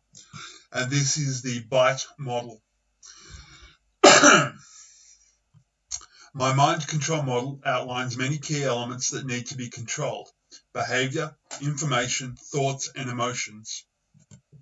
If these 4 components can be controlled, then an individual's identity can be systematically manipulated and changed. The point of that paragraph is that they don't do this to your children by accident. They do it following a plan and agenda. To continue, the person's identity is profoundly influenced through a set of social influence techniques, and a new identity is created, programmed to be dependent on the leader of the group. The person cannot think for him or herself, but believes otherwise. The cult system reinforces an illusion of control. Hassan goes on to say, it is important to understand that destructive mind control can be determined when the overall effect of these 4 components promotes dependency and obedience to some leader or cause. It is not necessary for every single item on the list to be present. Mind-controlled cult members can live in their own apartments, have 9-to-5 jobs, be married with children, and still be able to think for themselves and act independently. And now I'm jumping to behavior control. Out of 8 characteristics for behavior control, the following 7 fit. 1. Regulation of individuals' physical reality. And in parentheses it says, schools are essentially a day prison. 2. Major time commitment required for indoctrination sessions and group rituals, most of a child's waking hours every day. 3. The need to ask permission for major decisions or even minor decisions. 4. Reward and punishment. Behavior modification techniques equals positive and negative. 5. Individualism is discouraged. Groupthink prevails. 6. Rigid rules and regulations. 7. Need for obedience and dependency. Just a moment, please.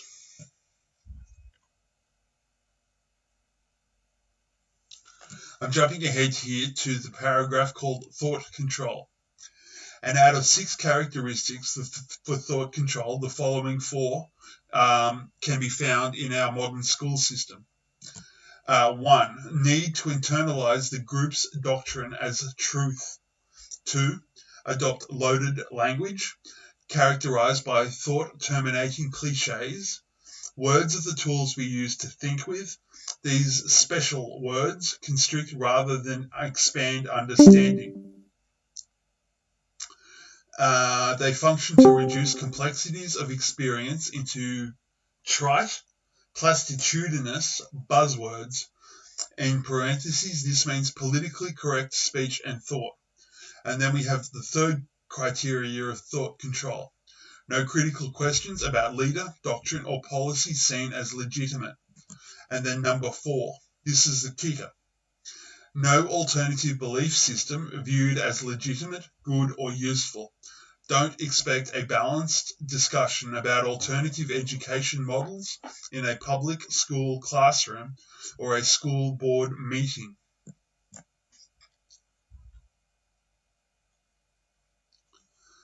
And I'm jumping ahead here. I'm leaving out a section dealing with emotional control. And we have,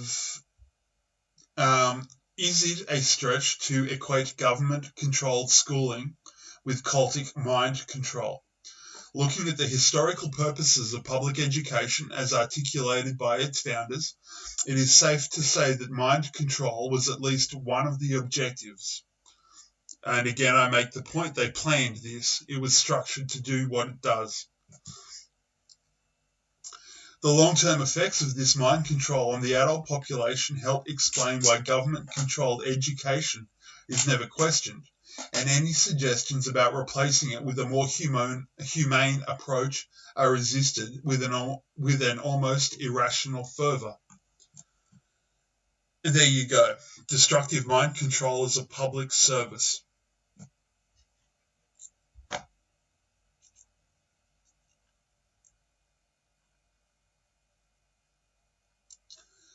And I'm going to jump one article here. And I'm going to go straight to what should school be.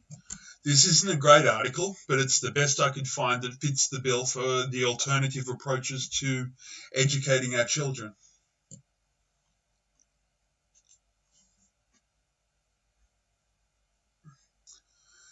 And this comes out of the Huffington Post, and it's from way back in 2013. But like I said, it's the only article I could find that had realistic solutions to the problems I just discussed.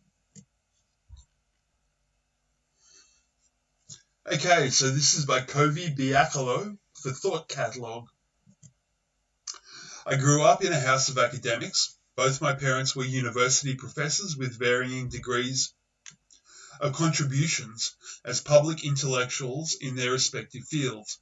In my upbringing, education wasn't something you went to school and did for a couple of hours a day. It was and is a part of my identity. It shapes the way I think and feel and believe. Education is a vocation. Growing up in such an environment, the way I perceive education tends to differ from popular notions and messages of what education is, does, or should do for the individual. In the first place, what do we think when we hear education? Many of us envision the process of schooling where we acquire knowledge in the classroom, where our ability to retain, produce, and sometimes reframe that knowledge is tested. And as we pursue higher levels of the education process, we move up a structural hierarchy where the knowledge acquisition process is more complex, and there is an expectation that beyond reproducing knowledge, we will adopt critical thinking of any acquired knowledge. The author of this article is talking about the need to learn to learn. Learn to learn. Teach the skills necessary for a person to educate themselves, and the education of that person is complete. It would be my comment. Anyway, I will continue with the article. This process, filled with instruction and instructors, tests and schedules and deadlines, in a sense, it prepares us for organising beyond the education institutions and systems. We have schedules and deadlines once we begin our lives in the so-called real world. We also have bosses who will have expectations and projects that will entail instructions and deadlines that we are required to meet. In this way, educational institutions do prepare us for work, and because of this, many deem that the sole intrinsic value of education is to prepare the individual to be a productive member of society in the workplace. Yet, I find the positioning of education as solely a preparatory period for a working life inadequate. Education should teach us more than the rules and regulations of becoming a productive worker. Education should teach us how to engage in critical thinking and critical discourse of who we are as individuals and in relation to the community, the local one we find ourselves in, and the world at large. Education should provide us with the framework for how we choose to participate in society beyond the function of being a worker. This participation should extend to how we arrive at our political and religious constructs. My point here is it does not do this at all. But I will continue. How we choose to consume products and services, and how we choose to interact on a daily basis with the world around us. Jumping ahead slightly. It is true that Western hegemony has essentially framed the education process, and as a result, it has become an extension of capitalism. And as an extension of capitalism, the process has become a means to a real outcome. In the liberal arts, we are taught that something is real if it is real in its consequences, and the consequences of education can be a job in our chosen field, a promotion, a title, etc. These are all good things, and we should be allowed to want them. But if our education endeavours are only for these sole palpable purposes, and our acquisition of knowledge doesn't challenge our beliefs and question our realities, then I don't believe we have received an education. We might have received a degree, but not an education. And this is the tail end to this article. This is the money shot for this presentation. Education should be an endeavour in which the learner receives knowledge and encounters and experiences a change in how he or she perceives the world. Education should teach us to be more open-minded, in the sense of wanting to understand better those around us who do not share our viewpoints of the world. Education should teach us to be more conscious of how much good we can do, and to feel a responsibility to leave the world a better place than we found it. Education should lead us to seek more than we find, and to be content even when we do not find it at all. Education should teach us to treat each other better because we should understand each other better as a consequence of it. Education should teach us all these things and more because the intrinsic value of education is not that it is a means to any one end, but that it is an end in itself. We're talking about creating people who can actually fit with the world, not creating a world synthetically and then creating synthetically programmed people to engage with it. It's all a dog and pony show, guys. And it starts with school. It starts before school. Anyway, guys, that's the end of the article, the set of articles rather. I need to recalibrate my nicotine levels, and then I will go through Gold Star Mum's latest post, 1974.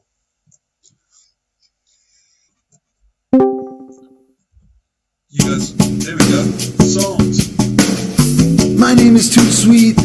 And it's the story of the never-ending struggle between sovereignty, liberty, and individual freedom versus the oppressive tyranny of globalism and big government control. It goes something like this. QAnon. Just remember you're not alone.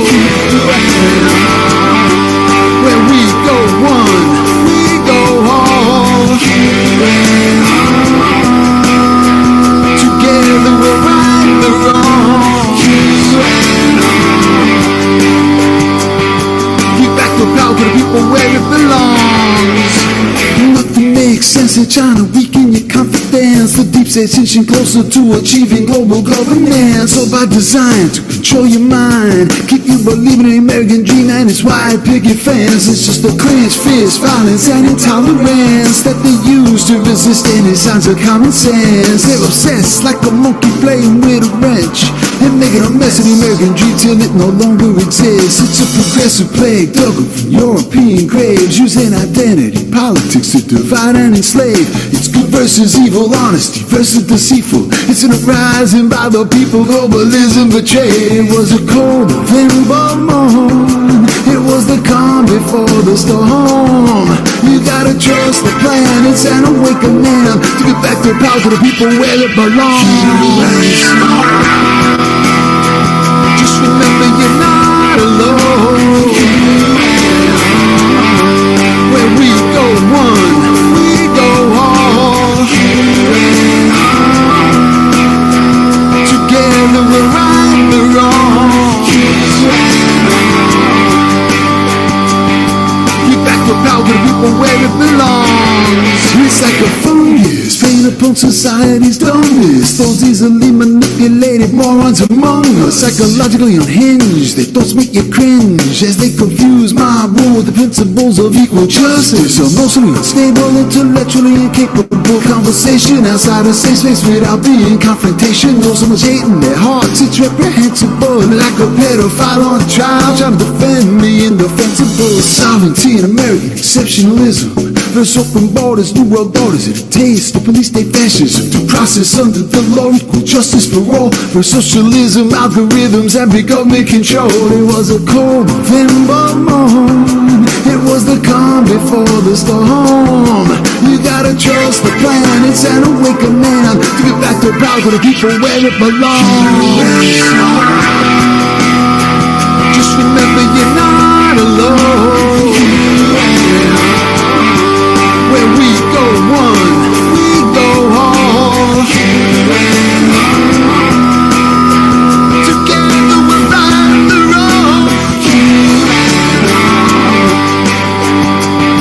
Give back the power to the people where it belongs. And communism's a cotton candy fairy tale. Globalism is a worldwide epic fail. Socialism is an academic unholy grail on which make up liberalism, the world's greatest betrayal. Political correctness is fascism with a pretty face. Social justice is the guilt for the sins of others, liberals embrace. They call you racist when they wanna shut down debate, and they call it hate speech when they wanna control what you say. Control what you say. Control what you say. Control what you say. They wanna control what you say. Just remember you're not alone. Where we go one, we go all. Together we'll right the wrong. Give back the power to the people where it belongs. It's a celebration, jubilation. It's an awakening, so breathtaking, it's sweeping the nation. Dawn to light, fighting the good fight. Knowledge is more powerful than dynamite. Kick your bad habit, take your bad tablet. Trust the plan, follow the white ladder. Winning from the beginning. There's no mistaking this new awakening is making America great again. Hey, not just America, the whole damn world. No pressure, POTUS, no pressure at all.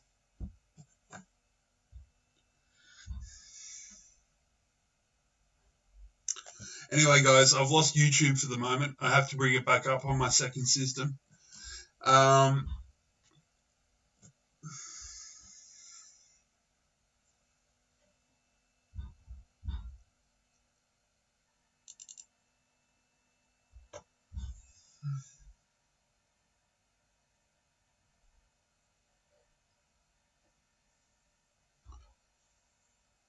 Can you guys cover for 5 minutes, or do we play another song?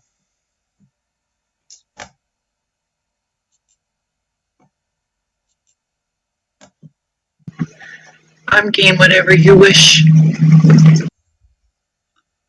Tell us about the horrors of your childhood in school.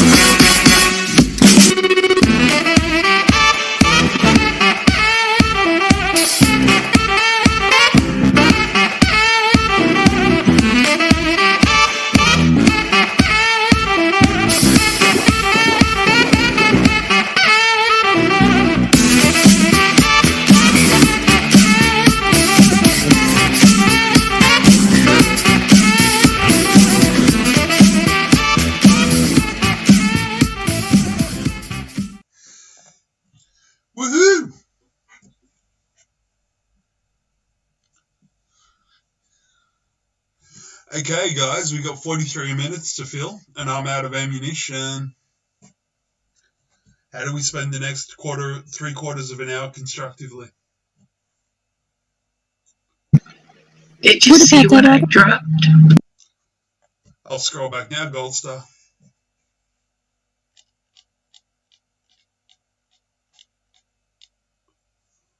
Ooh, And there was that right. article you were talking about. What was that? Gold Star Mom dropped some good stuff. Okay, this comes from Gold Star Mom, Full Metal Mom. Saw something jump out at me in POTUS tweet where he points out 1974. This is good. Nixon resigned in 1974 regarding the Watergate scandal, so I went to QPost 1974. Pretty relevant to current news, in my honest opinion. Lots of laughter. I'll pop this open and read it, okay? Okay, the H is humble, but that's okay. Sorry.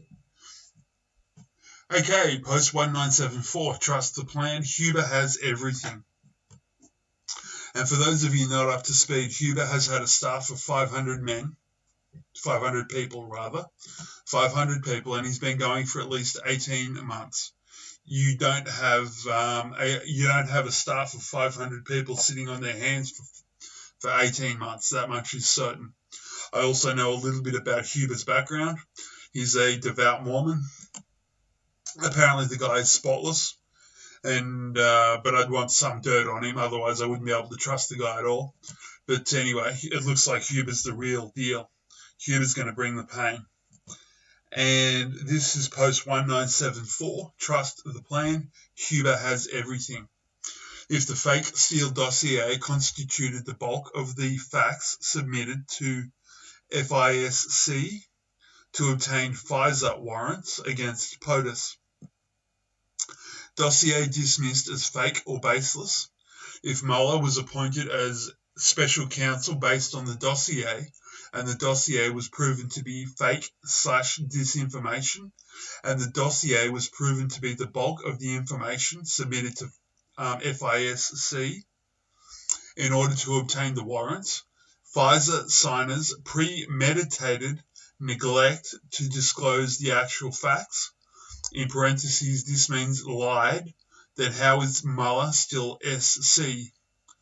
BO never called to testify, R.E. Mueller. Mueller investigating Russian collusion. Why would Mueller not contact Barack Obama? Barack Obama was the back channel between FBI/DOJ and Steele. Why wouldn't Mueller seek testimony? Mueller, impeach POTUS operation. If impeachment is the goal via retake of the House, in parentheses it says midterms, does it still not require a 2/3 vote in the Senate? What will the 20, and that's 20 in the kill box, what will the 20 FISA fourth warrant disclose? Trust the plan. Huber has everything. Does someone want to tell me all about Huber, please?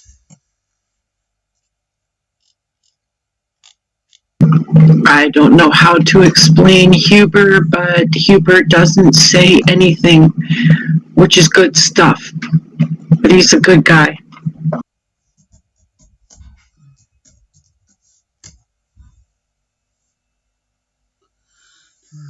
There's multiple investigations going on. Durham's down one path, Huber's down another path, Horowitz is down another path. The best way for me to explain it is that way. And but they're all after the bad guys. This is good.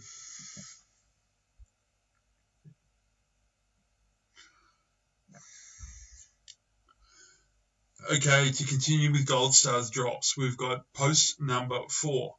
So Gold Star noticed that there was a missing $sign in the tweet. The $sign equals 4. So just for fun, Gold Star grabbed Q post number 4.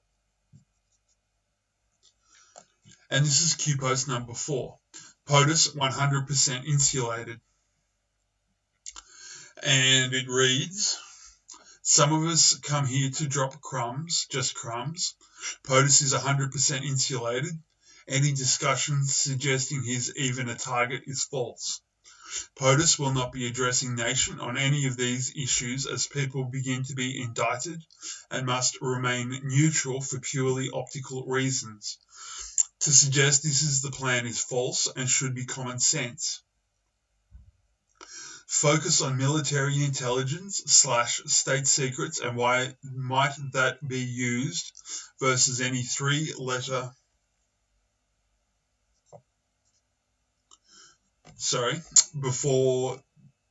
why might that be used versus any three-letter agency? What Supreme Court decision opened the door for a sitting president to activate? What must be showed? Why is POTUS surrounded by generals? Again, there are a lot more good people than bad, so have faith. This was a hostile takeover from an evil, corrupt network of players, not just Democrats. Don't fool yourself into thinking Obama, Soros, Rothschilds, Clintons, etc. have more power present day than POTUS. Operation Mockingbird. Patriots are in control. Sit back and enjoy the show. That's a hell of a post to lay on a girl this early in the morning, Goldster. Well, I didn't do it. POTUS did it. Operation Mockingbird. And knowing what the press is trying to pull right now, I think the press is getting ready to be taken down. Go ahead. Dumpster, did you see the interaction between Dr. Fauci and Jonathan Karl with ABC News? Fauci's the little guy who got flipped, and he received the Congressional Medal from Obama, and he had a hot mic moment. Is that what you're referring to? No, when they were leaving the press conference 2 days ago, when Jonathan Karl and President Trump had their back and forth, and Trump schooled Karl, Fauci was the last one to leave, and as he was leaving the presser, he turned around and he made a motion with his finger and his thumb and his hand, and Jonathan Karl saluted Fauci. They had a little interaction, so we were talking last night about Jonathan Karl and ABC and stuff, and there was something going on there. Is this your spidey senses? What do you reckon it means? Fauci's not a good guy, neither is Jonathan Karl. But there's something going on there. I think what everybody came to the conclusion is that Fauci was giving Jonathan Karl an attaboy, way to go, like a kind of comment that good job with how he attacked President Trump. Well, so Fauci hasn't flipped, he's just playing his part. Is this what you're saying? Yeah. Okay, so we put Fauci on the Gitmo list. Well, he's in cahoots with Gates and Birx. Anyone that even has Bill Gates' phone number in their phone needs to be arrested, I think, at this point. I better go check my speed dial. I'm kidding.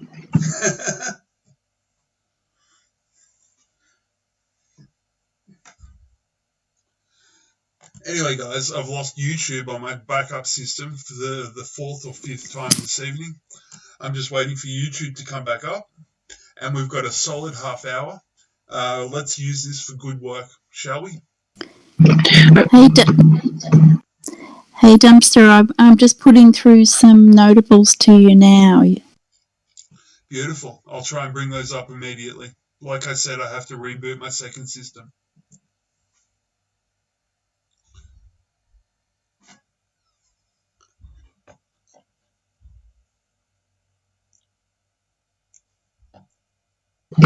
I hope it's okay that I'm dropping these things.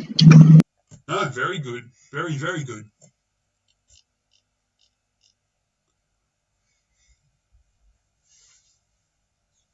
It's awesome.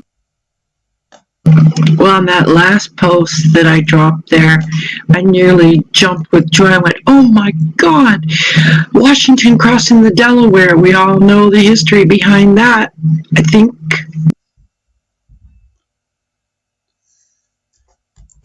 Okay, for the Australian folks playing out there, do you want to tell us a little bit about George Washington? All I know is that he was a general. He fought in the Revolutionary War. When he won, they offered him a kingship and he turned it down. And tell us a little bit about George Washington, if you don't mind.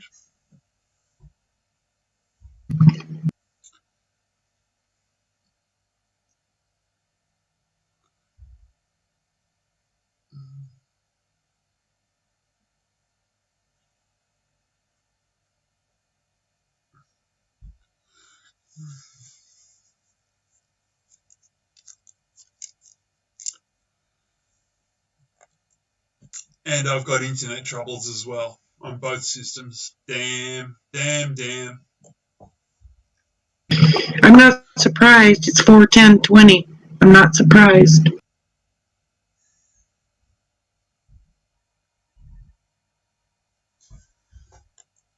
Yeah, I'm not surprised either. Just a very little bit frustrated because I know the situation is temporary at best. In the coming weeks and months, we will take back control of our social media from them. It'll be ours again. One day we will shut down YouTube, that much is sure.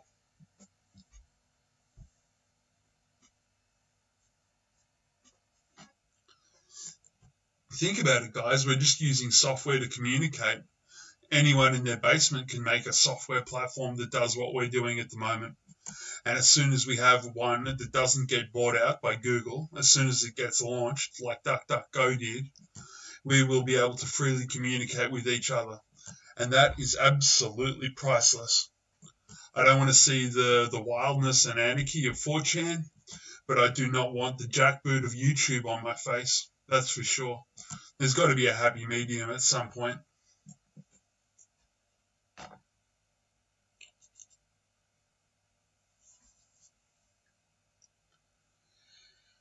I have to disagree. I love 4chan, 8chan, 8kun, but different strokes for different folks. Tell us all about 8chan then. What's the wildest thing you've ever seen, done, been experienced with on the chans? Oh, I can't say. It's too wild. Okay. I think lots of the chatters go on there as well. I've seen some pretty horrendous stuff, I must say. But I just learned to filter, I guess. Holy crap, guys. I forgot this detail. Thanks to the YouTube. Look at this.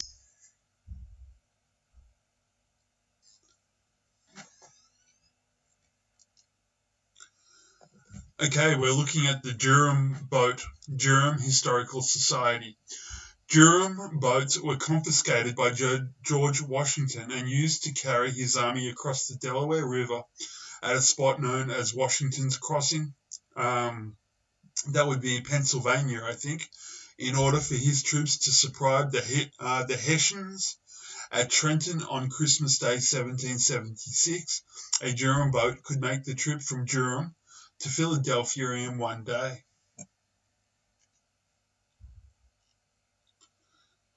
There you go. I have stinking goosebumps. Whew. So that famous picture of Washington crossing the Delaware River, we're looking at Durham boats.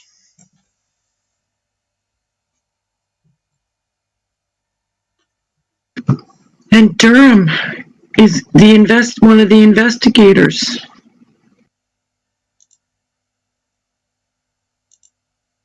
Who will not be given a report, as Attorney General Barr said. He's not presenting a report. He's presenting prosecutions.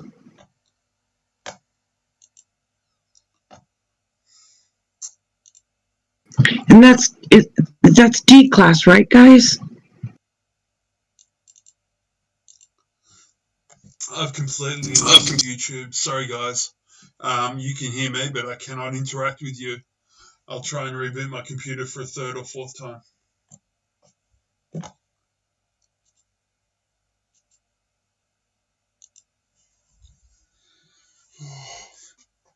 Anyway, guys, I think it all kicks off this weekend. I think this is when the dam actually begins to break. I'm calling it. Easter weekend, we'll see the beginnings of justice.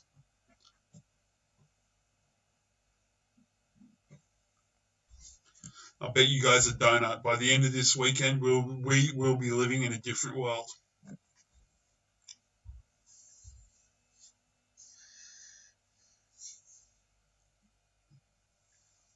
Yeah, I think they kind of overplayed their hand on the other side, and they did not plan for all of the people to be home and actually having all these eyes on what's really going on. They didn't prepare for we, the people. No, it's all about the people, which is ironic because what they didn't account for was the people, us, right now.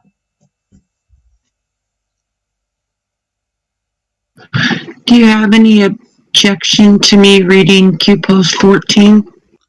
Go for it, Gold Star. So I noticed that the letter N was missing in entertainment in one of our fabulous President Trump's tweets this morning. And that led me to Q Post 14, SCIF, SCIF, and F is in brackets. Military intelligence. What is state secrets and how upheld in the SC? What must be completed to engage MI over other three-letter agencies? And 3 is in parentheses. What must occur to allow for civilian trials? Why is this relevant? What was Flynn's background? Why is this relevant? Why did Admiral Rogers, NSA, meet Trump privately without oath? Does POTUS know where the bodies are buried? Does POTUS have the goods on most bad actors? Was Trump asked to run for president? Why? By who?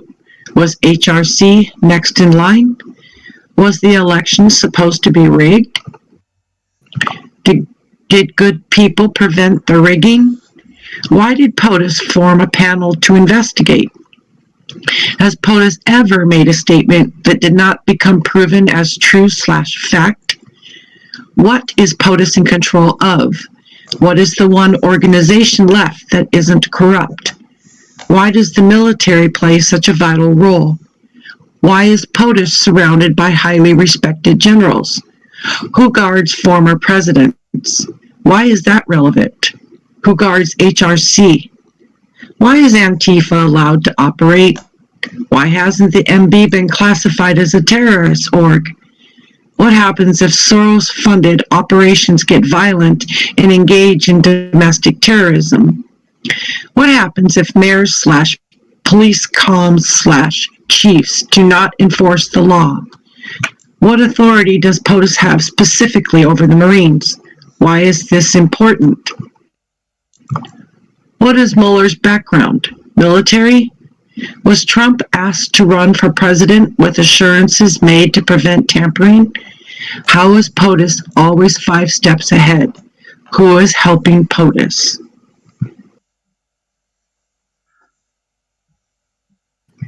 And, you know, in that post, it says, what happens if Soros-funded operations get violent and engage in domestic terrorism? Well, there is something flying around out there that resists something that's supposed to be happening on Sunday around the country. And so the question is out there, is this another Soros-funded event? So that's relevant to this as well. And we just heard for the second time, why is POTUS surrounded by highly respected generals from one of the other posts we were just led to? I got goosebumps. It's happening. And then you got the George Washington picture with the Durham boat. We were just talking about Durham. Barr's talking about Durham. It cannot be a coincidence.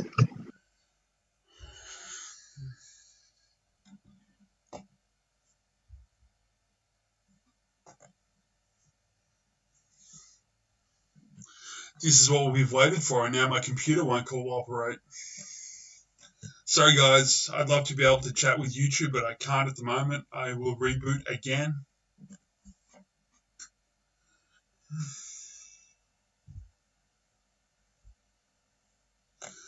And the reason I did education was to show that when people come to you with problems or gripes or misunderstandings or confusion or anger, you can sit them down and you can say the first place we start is education.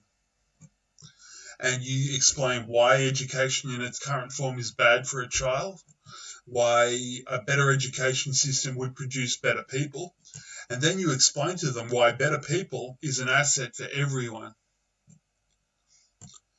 Yeah, they can hear me, Gold Star, but I can't bring up the YouTube screen at the moment. I'll try again. Good to know I've got you guys in my ears. I'll try and rectify the problem as quick as possible. But in the movement at the moment, we're at the point now where it's not enough to simply say what's wrong. It's not enough to identify a problem or tell people what they're doing is wrong or to comment on people's behavior or so forth. It's about showing people that there are alternative ways to do things that are less damaging for people. Not only are they less damaging, they are powerful and constructive steps that each person can take to actually change the world for the better. And that was the whole idea behind doing a show on education.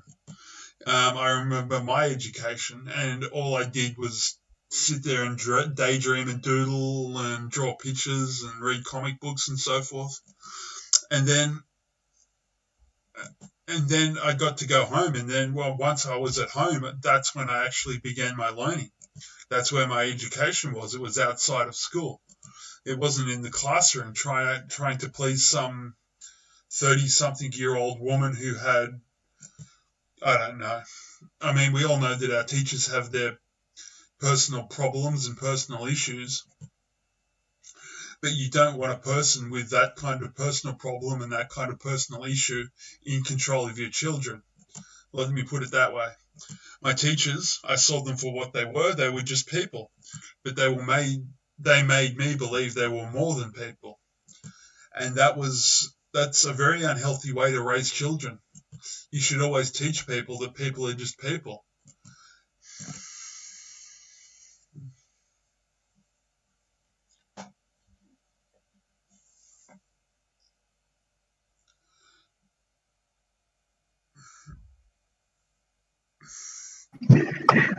Oz is putting me to work over here, so I'm trying to look at a couple of things. Sorry. It's okay. It's okay. Oz, I'll read the first one you dropped for me, if that's all right, Dumpster. Go ahead, mate. Hey, whatever you feel like, Gold Star, whatever, and ignore whatever you like. It doesn't matter. And number 4 seems it sort of dropped at midnight. It was 0000. Interesting.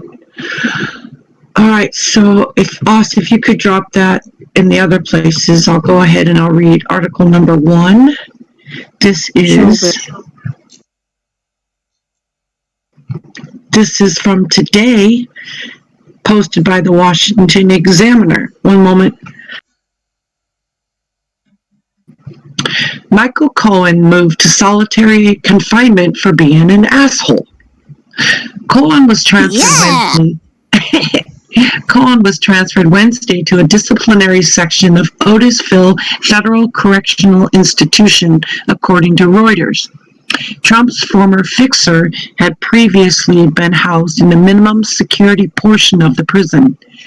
Cohen was moved to solitary confinement after another inmate complained about him, one source told Reuters. Quote, "It is my understanding that a verbal dispute over phone use prompted a temporary placement to," and then in brackets, "special housing unit, pending an investigation." I do not, however, know who prompted the altercation or if the action taken was factually/regulatory appropriate, Cohen's lawyer, Roger Adler, said in an email. Cohen began his prison sentence nearly a year ago after pleading guilty in December 2018 to bank fraud, lying to Congress, and illegal campaign contributions. He asked a federal judge last month to allow him to finish the rest of his 3-year prison sentence in home confinement, citing the risk of becoming infected with the coronavirus. Of course, the judge said Cohen did not deserve an early release because he failed to accept the gravity of his crimes.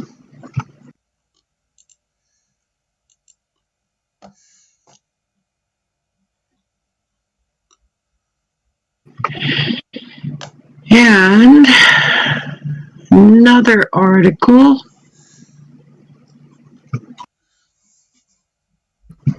I'll read the section that Oz dropped for me. From today at midnight, quote, a little over 20 years ago, North American Aerospace Defense Command, NORAD, conducted a military exercise that involved a, quote, hypothetical scenario, unquote, of hijacked planes flying into both the Pentagon and the World Trade Center. 1 year later, on October 24 through 26, 2000, another, quote, hypothetical, unquote, military exercise was played out featuring an airline crashing into the Pentagon, killing 341 people, followed by yet another May 2001 Department of Defense, quote, hypothetical scenario, unquote, which saw hundreds of medical personnel training for a, quote, guided missile in the form of a hijacked 757 airliner, unquote, crashing into the Pentagon. What arose from the smoke and debris of September 11, 2001 was unlike anything the sleeping masses or international community expected, unquote. That just makes me sick.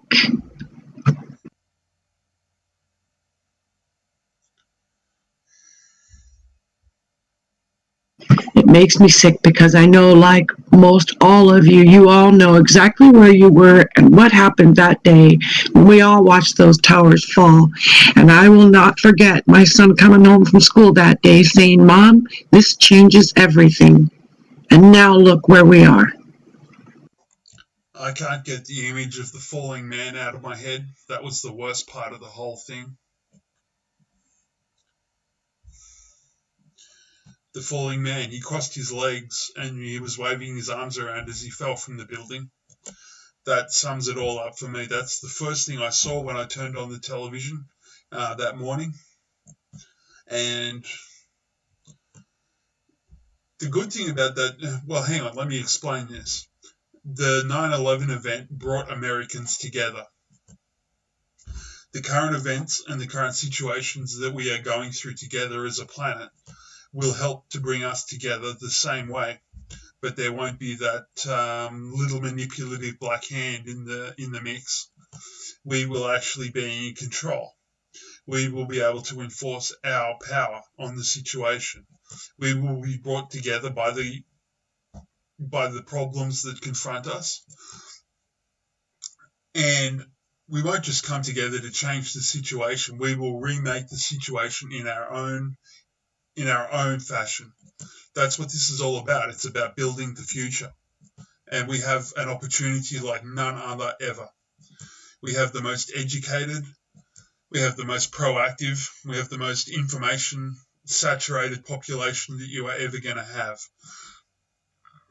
But by the same token, we're running very close to the edge in terms of time. So Q movement is not just of its time, it is its own time.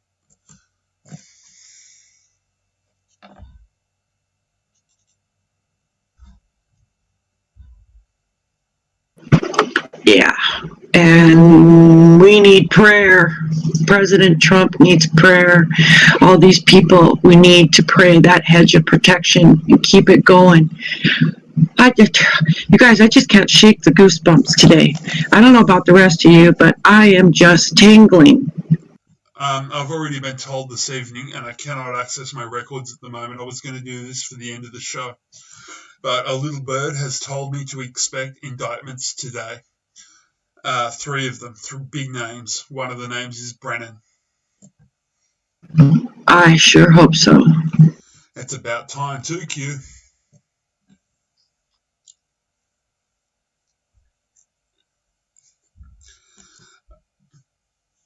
I've maintained morale and purpose and dedication as much as I can.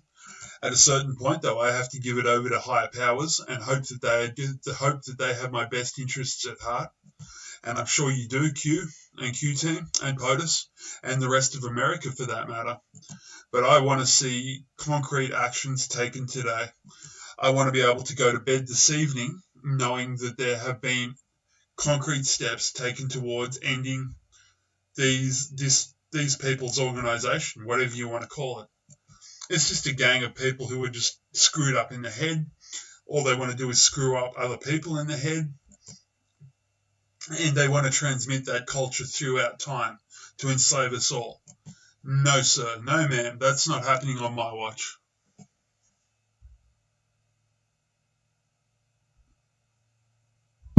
So it's like POTUS tweeted at 36 after. And I am completely unable to bring up YouTube at the moment, so you guys are just going to have to listen to me. I'd love to be able to interact with you, but I simply cannot get the technology to work at the moment. It's just one of those days for me, I guess.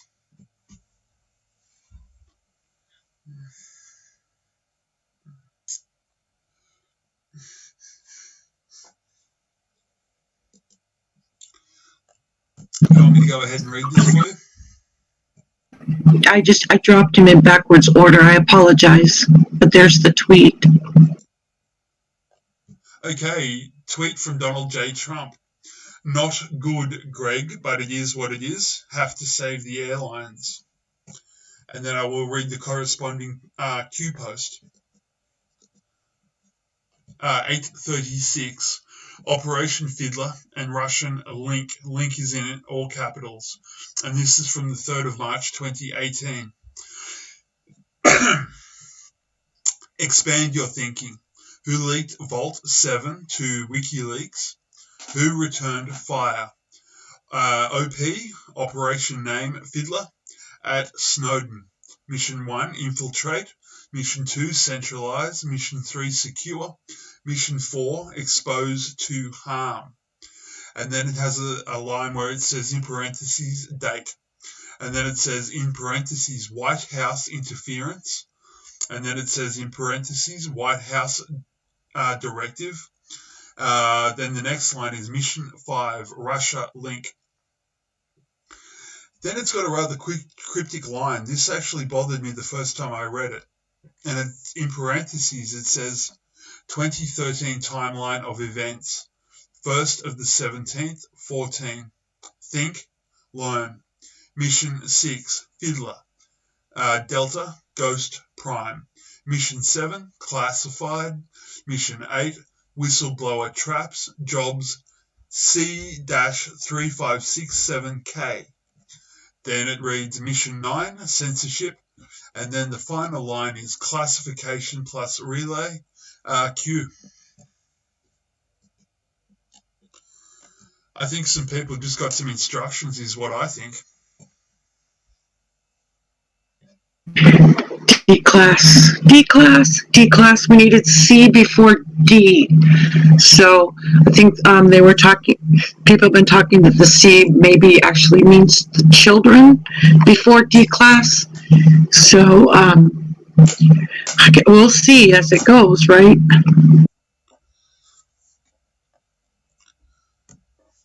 Yeah. As I said earlier, I would like to be able to share my sources with you, but today's a red letter day. Today's when we see at least 3 indictments of major players. Of that much, I'm sure. So I will be close to my computer for the rest of the evening. We've got about 8 minutes or so on the clock. do you guys want to wrap up, and then we'll call the show? Done. If Oscar will allow me, she gave me a little something to share. Ooh, a little something, something.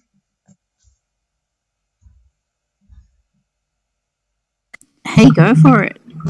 Are you ready to drop as I go? All right. Yeah. A little fun to end up the day, the morning, whatever time of day it is where you're at. Oh, ready for Cures? Cures for missing the office and your coworkers. Subject: guidance on remote working struggles. As we begin our 6th week of exile from our comfortable communal work environment, it is perfectly normal for you to be feeling lonely, anxious, and stressed as you attempt to cope with this unfamiliar work situation. Here is a list of proven psychologically therapeutic activities. I give a waiver here. This is all in fun. This is humor, okay? So here is a list of proven psychologically therapeutic activities that can add a sense of normalcy back into your daily work routine, thus ensuring you will remain relaxed, focused, and productive throughout the day. Put a coin bowl beside your coffee maker and pay 50 cents for each cup of coffee.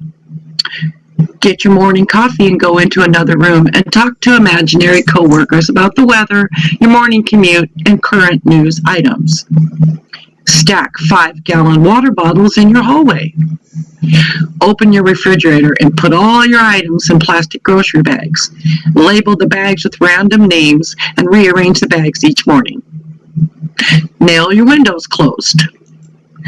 Set your HVAC at 65 or 80. Depending on which makes you most uncomfortable. Let those annoying no-see-em flies loose in your house. Set up a conference room table in one room with uncomfortable mismatched chairs around it and put an old desk phone in the middle of the table. Frequently throughout the day, yell out coworker names requesting they report to the front door, lobby, or the garage, loading dock. Clog your sewer plumbing with paper towels and secure most of the bathrooms in your house. Remove some handles from your bathroom faucets. Replace your toilet paper with 400 grit sandpaper. Keep the paper trays in your printer empty, so you must load paper each time you print something. They're funny, aren't they? Relocate your printer as far from your workspace as possible. Print out random PDF files, spreadsheets, and coupons. Let them pile up in your printer output tray. At 10 and 3, walk around your house at a brisk pace for 15 minutes. Weather permitting, walk around outside. Take your dog. Might as well make this one useful. Occasionally unplug your Wi-Fi router or disconnect your internet. Only do this when VPN is working. Like never. Have a fire drill in the middle of a conference call. Blast an athletic event air horn and leave your mic unmuted as you proceed to the most inconvenient exit of your house. Go outside to a remote corner of your property and stare towards your house for 20 minutes before going back in. At lunch, At lunch, heat up some food in the microwave that you detest the smell of and carry it around your house for maximum effect. Like curry. Take your coffee to the microwave to reheat it. Please wait 2 minutes while someone else finishes using the microwave. In the afternoon, make microwave popcorn and be sure to burn it. Carry the burnt popcorn around your house and leave it near where you are working. Erect 6-foot cardboard walls around your home workspace. Put up outdated calendars, announcements, and schedules, demotivational cartoons, and work-related reference lists. Remove half of the light bulbs from the lighting fixtures around your workspace. Flickering bulbs will improve the effect. Oh my God, you guys, if you only knew. Draw a large rectangle on your wall. Tape colored markers along the bottom edge. Write project tasks and dates within the rectangle. Schedule a meeting and go sit at your conference room table. Listen to a TED presentation on an obscure topic for 30 minutes. Take meaningless notes. By employing a few of these suggestions each day, you will quickly regain that sense of order and regularity that has been so desperately missing in your daily routine. Remember, if we can laugh about it, we'll get through it. Now go wash your hands. You've got me thinking. That was good. Sorry, go ahead, Carmen. I just said that was good. Okay, I got a few things before I wrap up. First of all, once this social distancing bullshit is over, there is going to be one hell of a party, that's for sure. And if things work out the way I think they will, after this weekend, it will be one of the epic parties that humanity has ever thrown. I think party time is in our very near future. There are definitely big things afoot. You can expect indictments today. I am reliably informed, but I will see you Monday, and we will go through the events in detail. I'd also like to say that Easter church gatherings in Australia have been restricted to less than 2 people in a group, which means that I cannot worship at a church if I so chose. I don't actually attend a church regularly, but I want the right to be able to attend a church regularly. So I think as a political act, I will be attending Easter church services with an unnamed church. I'm not sure which church it'll be, but I intend to celebrate Easter Sunday in a church purely as a political action. So like I said, big things afoot. I will see you on Monday. It's Easter. It's the time of providence.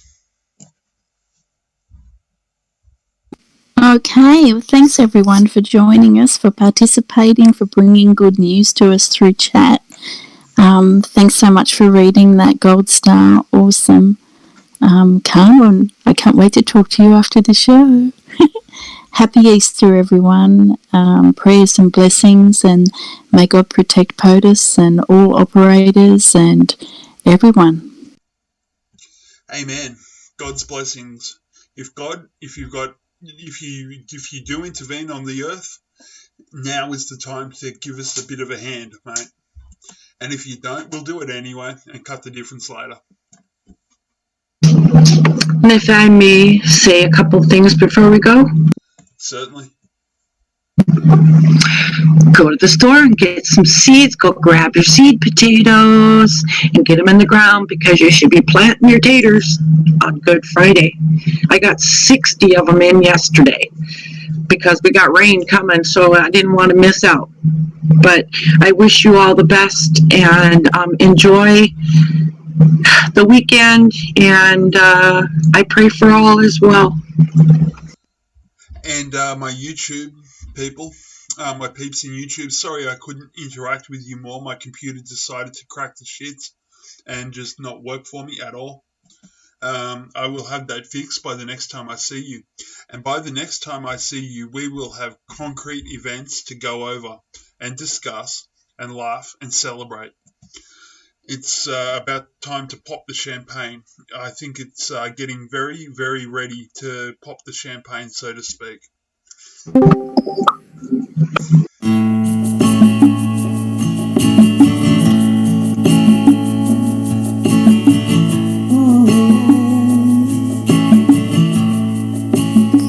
Hey Carmen, did you want to say goodnight? When things get overwhelming.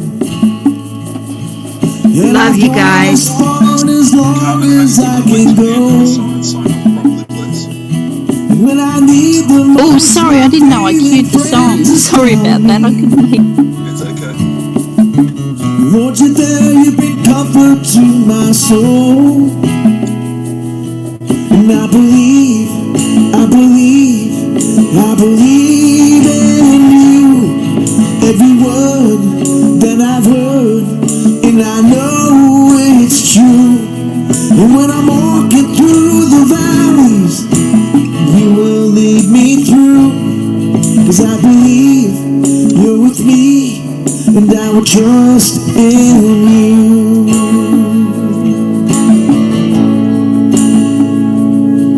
I must walk by faith and not by sight, you told me. And there's rewards for those I know that seek your face. But I can use a glimpse right now, Lord, of your glory. And in my darkest hour, you give me strength.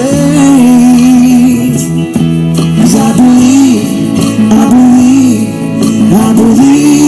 in you, every word that I've heard, and I know it's true. And when I'm walking through the valleys, you will lead me through. 'Cause I believe you're with me, and I will trust in you. I raise my hand, sing hallelujah. For you are worthy of our praise. And when the storm comes, Lord, I am running to you. And I will glorify your name.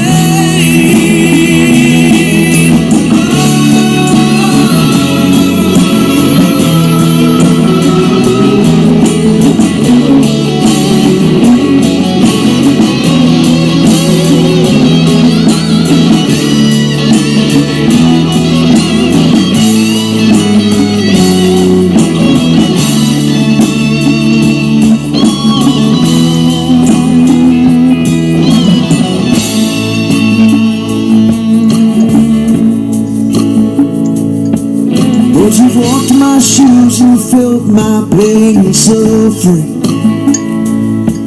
And you took the nails for me while I was lost. And all the trials that I go through, Lord, they are nothing, no, compared to what you went through on that cross. Raise my hand, sing hallelujah. For you are worthy of our praise. And when the storm comes, Lord, I am running to you. I will glorify your name. 'Cause I believe in you, every word that I've heard, and I know it's true. And when I'm walking through the valley, you will lead me through. 'Cause I believe you're with me, and I will trust in you. And when I'm walking through the valley, you will lead me through. 'Cause I believe you're with me, and I will trust in you.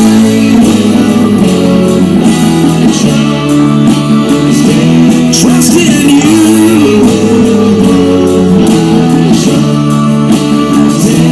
Trust in you.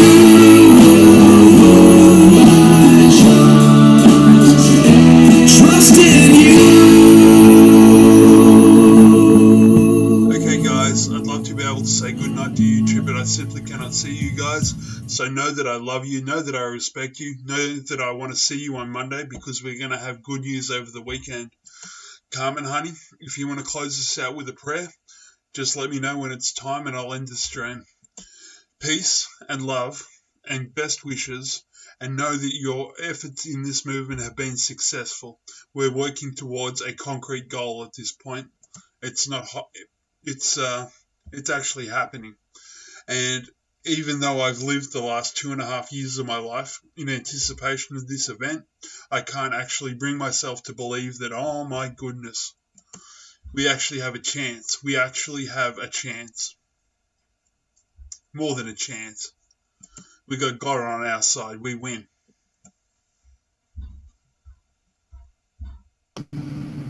Yes, He is with us.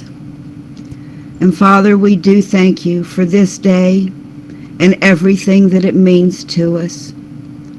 We don't know how the events will unfold, but you do. And we ask you to lead us and guide us, that we will know what to do and how to proceed. Lord, be with each one as we go about our daily business. Keep your hand on us and bring us back again on Monday with good news, especially knowing that in 2 days we celebrate the resurrection of Jesus, our everything. Lord, heal those that are sick. Lift up those who are oppressed. Give rest to those that are weary. And determination to those who feel like they're failing. And we won't cease to give you the praise for all of it. For it's in your Son's name that we ask. Jesus. Amen. I'll see you guys on Monday. Amen.